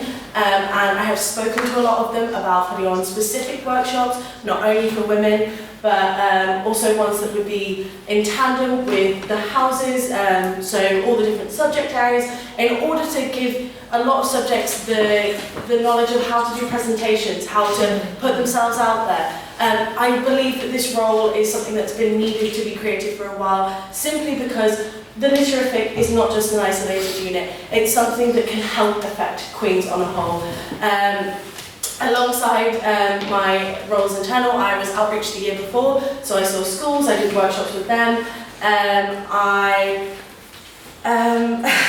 So I've liaised with a lot of people, and I feel that this role is something that I could genuinely be really, really good for the society. I won't actually be a student at Queen's next year, but that works in everyone's benefit because I will be only in part-time work, so I will be able to dedicate as much time as I possibly can to the society, and it's something that I have thrown my all into since my first debate, and I will never look back. So even if I don't get this role, thank you very much for having me.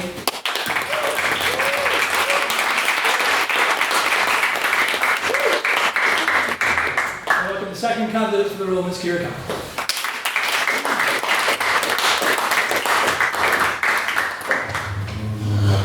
I'll just set up the timer because I tend to ramble on.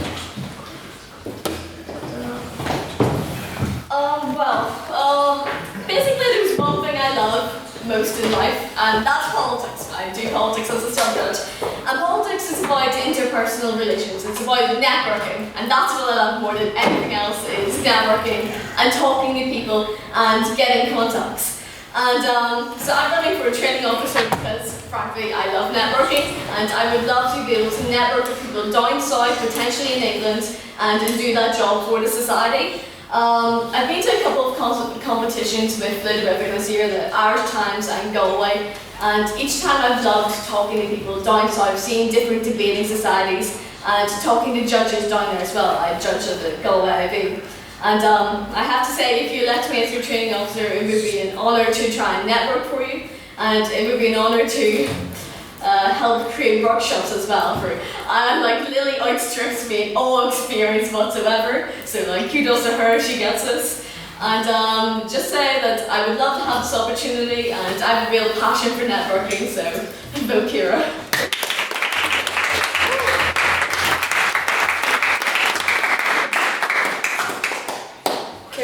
Questions? The questions? Yeah.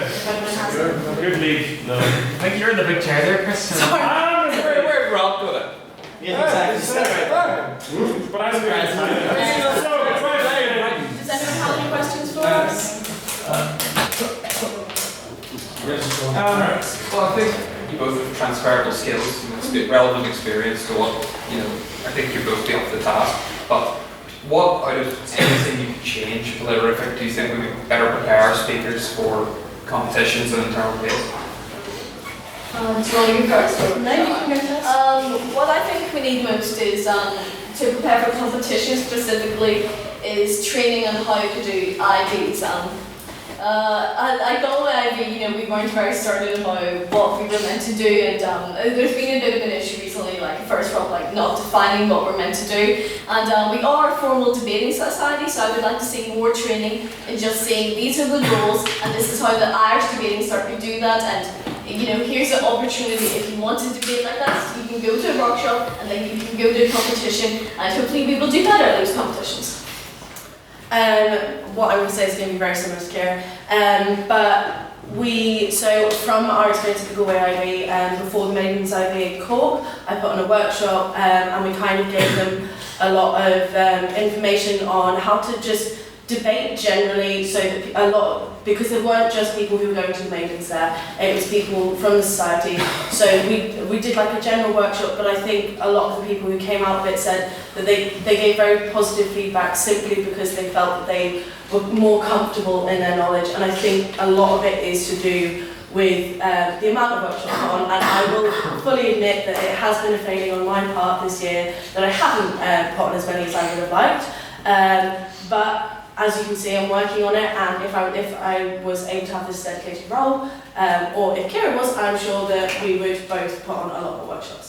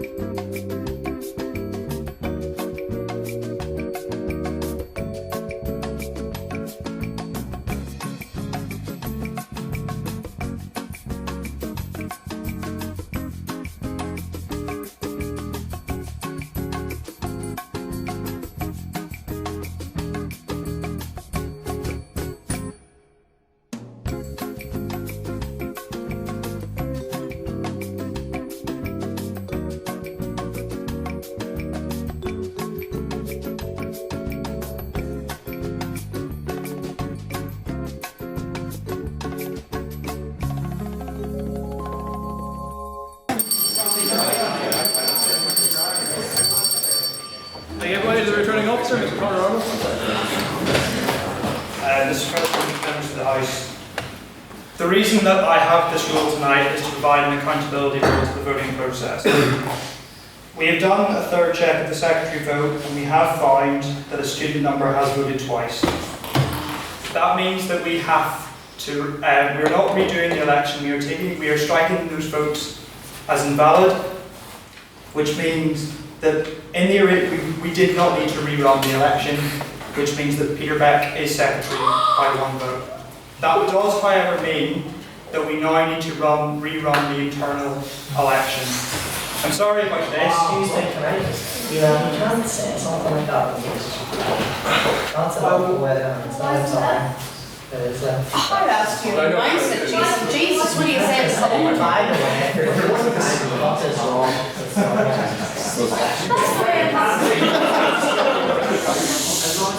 You put your personal feelings on the line when you run. Yeah, what happens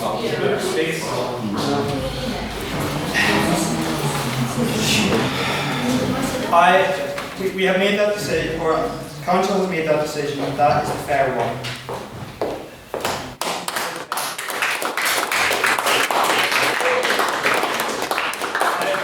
I'm aware that this is not a perfect scenario, and I'm sorry that there has been an administrative error in the counting process. However, as part of this, the reason that we're having an AGM, a democratic election, is so that you can have your voice heard over these matters. Since we found that that error takes place, that means that the vote had to be disqualified, and that meant that there was not an initial draw in the election. That meant that the candidate clearly won and there was no need for the redo. Therefore, Peter Beck should have won the election on the first count by one vote.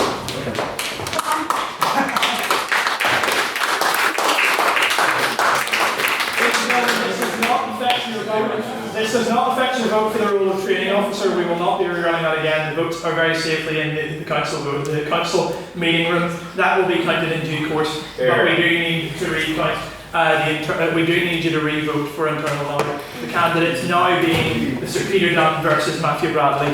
I recognise that changes the context of things, but we are not going to have another hustings on that basis. I'm sorry, the time is now becoming a very severe factor in that. We do need to vote purely on the two persons candidates, and I'm sorry that is not a perfect scenario, Mr. Bradley.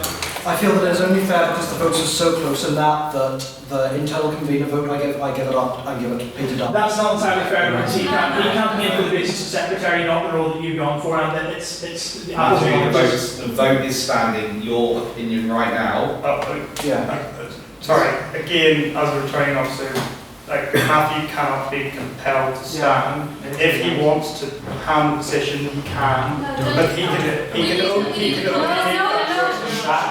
he can only make that choice himself. He cannot be compelled to stand. Mr. Bradley is entirely innocent.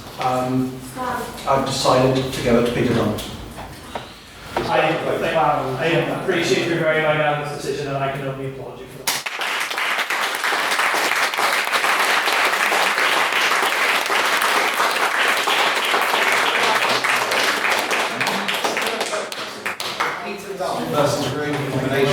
Okay, in that case, we do still need to have those votes to be recorded in the minutes, because it's Peter Beck versus reopen nomination. Peter Dunn. Does Peter Dunn want? Yeah, That's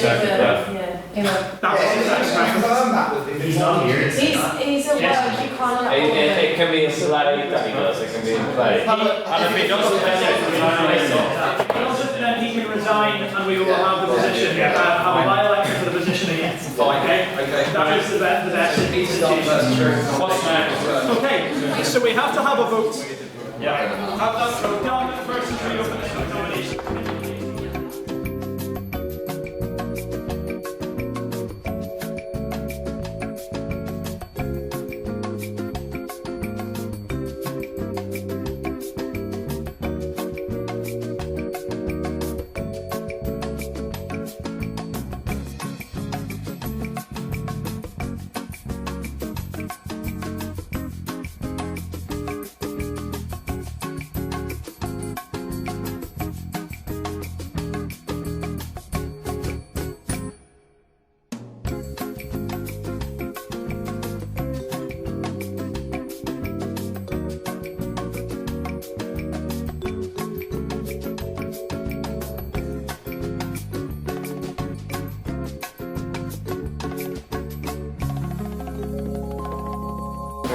Mr. President, members of the House, the election results for the position of Outreach Officer. There were 34 votes, including postal votes. One of those votes was abstaining. 22 votes went to Lauren O'Neill, 11 went to Conor O'Neill.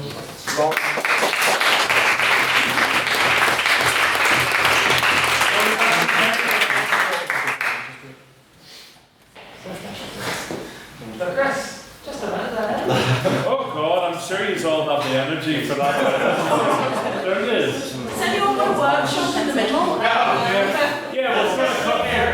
At least James is usually one because they are doing some kind of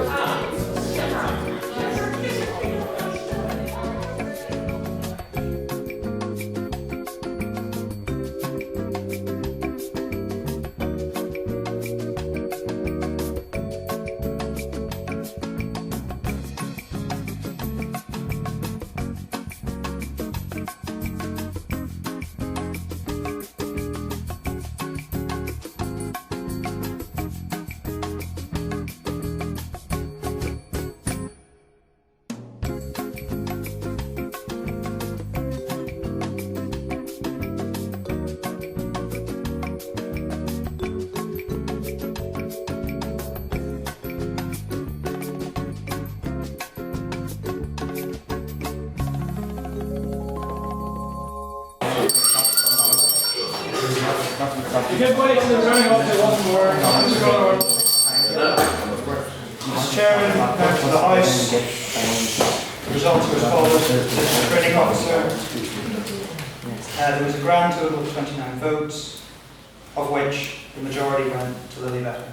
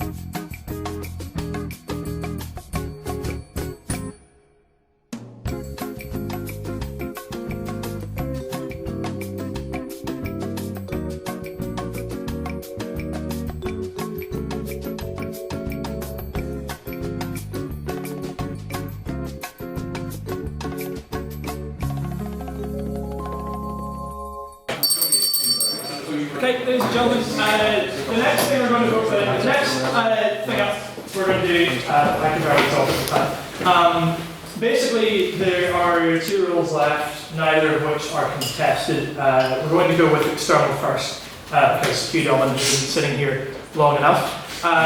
In the absence of a contestant for use to do pitches of, I welcome you to Hugh Omen on the floor just to give a 2-minute pitch as to what his plans are this year for the House to make a judgment on. If they don't like it, they can vote for Ron. If they do, they can vote for him. I welcome you to the floor.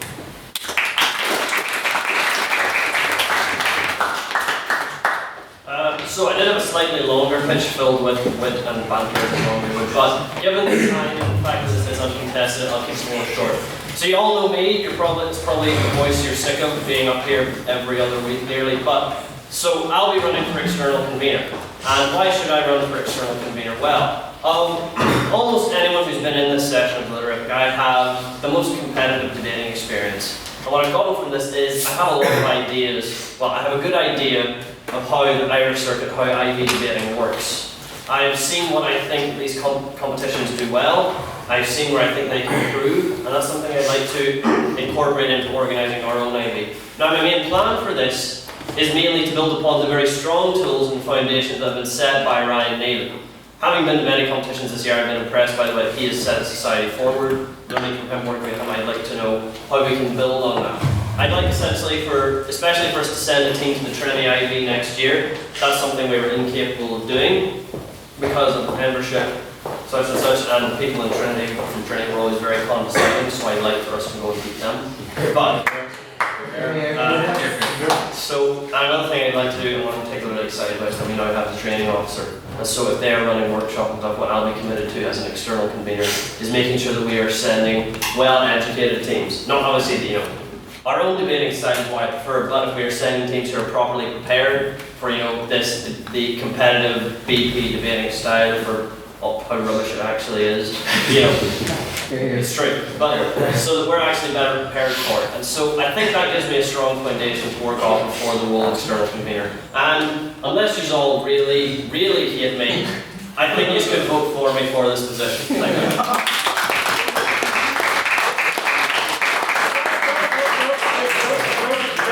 Get back up, back up. One question. One question. Anyone still care? Your question. Here, what was your favourite, what was the best idea you attended this year and why? I liked the Galway IV. Here.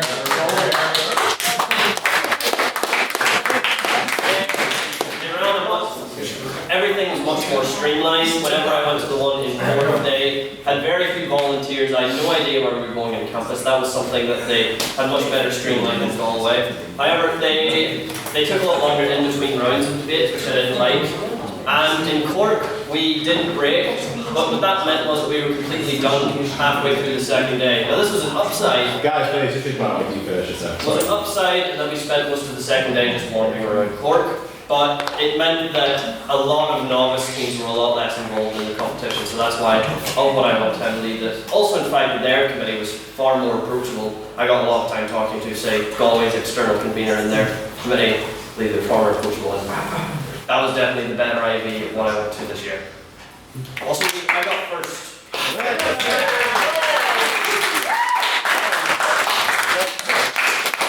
Somebody back to Brighton. Applaud for him.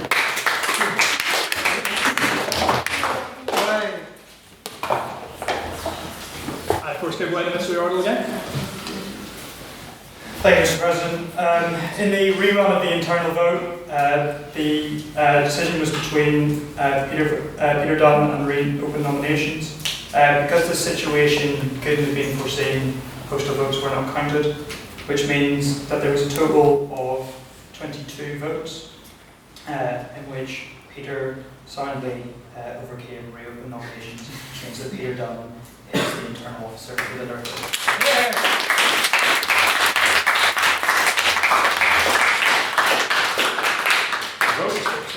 Yep. And with that, I welcome your votes for the role of external convener.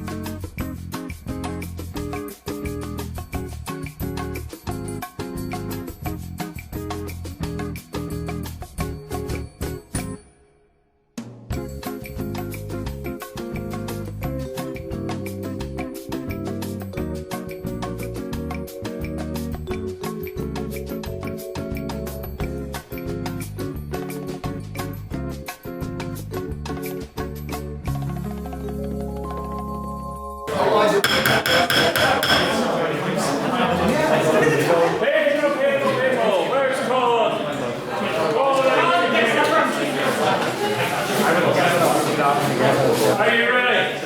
Are you ready, Paul? Like for so. Unless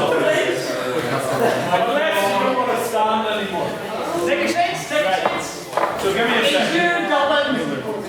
Take a seat. The only time we're going to tell you to take a seat. You're doing that long. Yeah, that's right. Yeah. Yes, that's a fair point. Go on. Right, good. Start whenever you want. Right, guys, last one. Last one, people. I'd just like to firstly say, the reason I ran for outreach was literally because I felt like I wanted people in the society to make friends. And Lauren literally is one of my best friends in the society, and I'm just really my hands thanks fantastic. But regarding the social, look, I think anything like people, really, the reason people join societies is like, of course, yeah, to expand their durability and debate and but it's not fun, and that's really what I'm going to work on in social. I'm going to be involved in a lot of socials with the IV. I hope to involve making that fun so people actually want to come back, because I remember the best thing about IVs is because you have been doing a bit of debating and going out.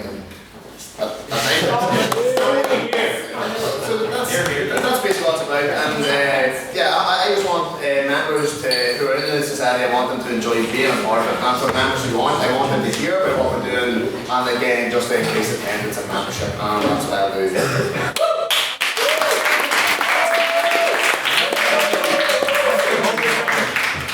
Right, so, do we have a ton? No, we have a brown box. A question. I have a question. What is the best night I've ever had?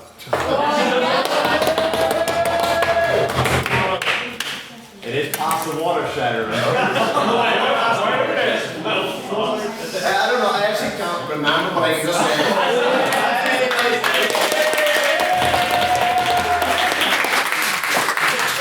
Your answer, and it's genuinely wrong.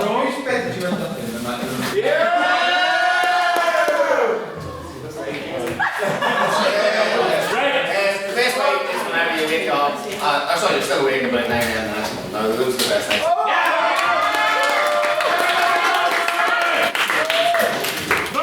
Right, folks, get in there.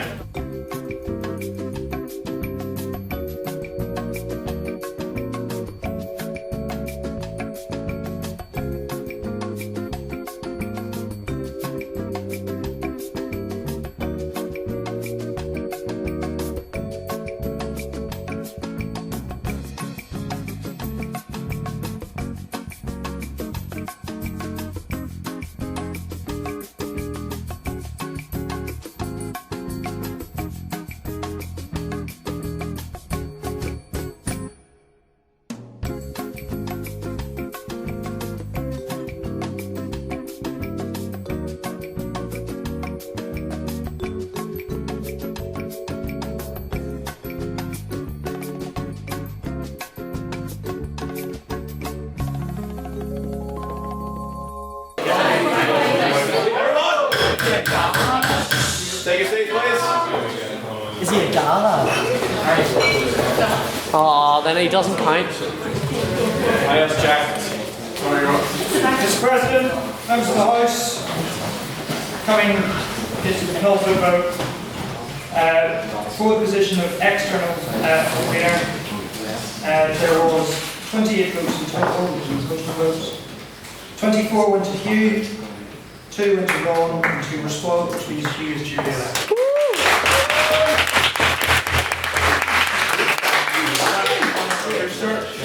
Change your shirt. No, I took the shirt off because I was warmer earlier. Oh, I could have considered taking the shirt off.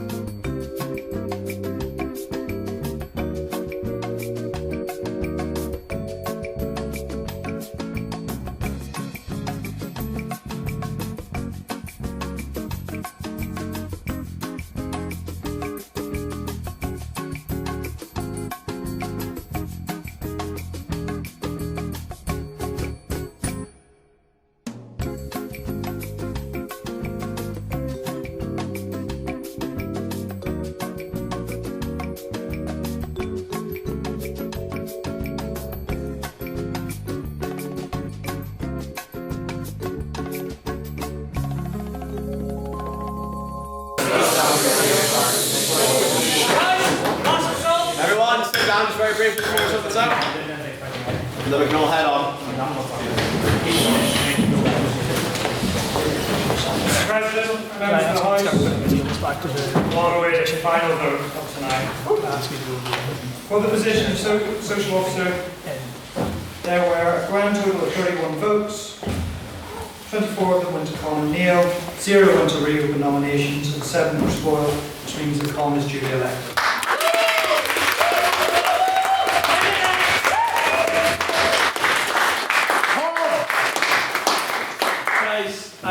Thank you very much for it. It is a testament to your commitment to society that you've managed to sit out what has to be the longest AGM we've had. It's definitely the least straightforward AGM we've had. So I can barely speak at this point.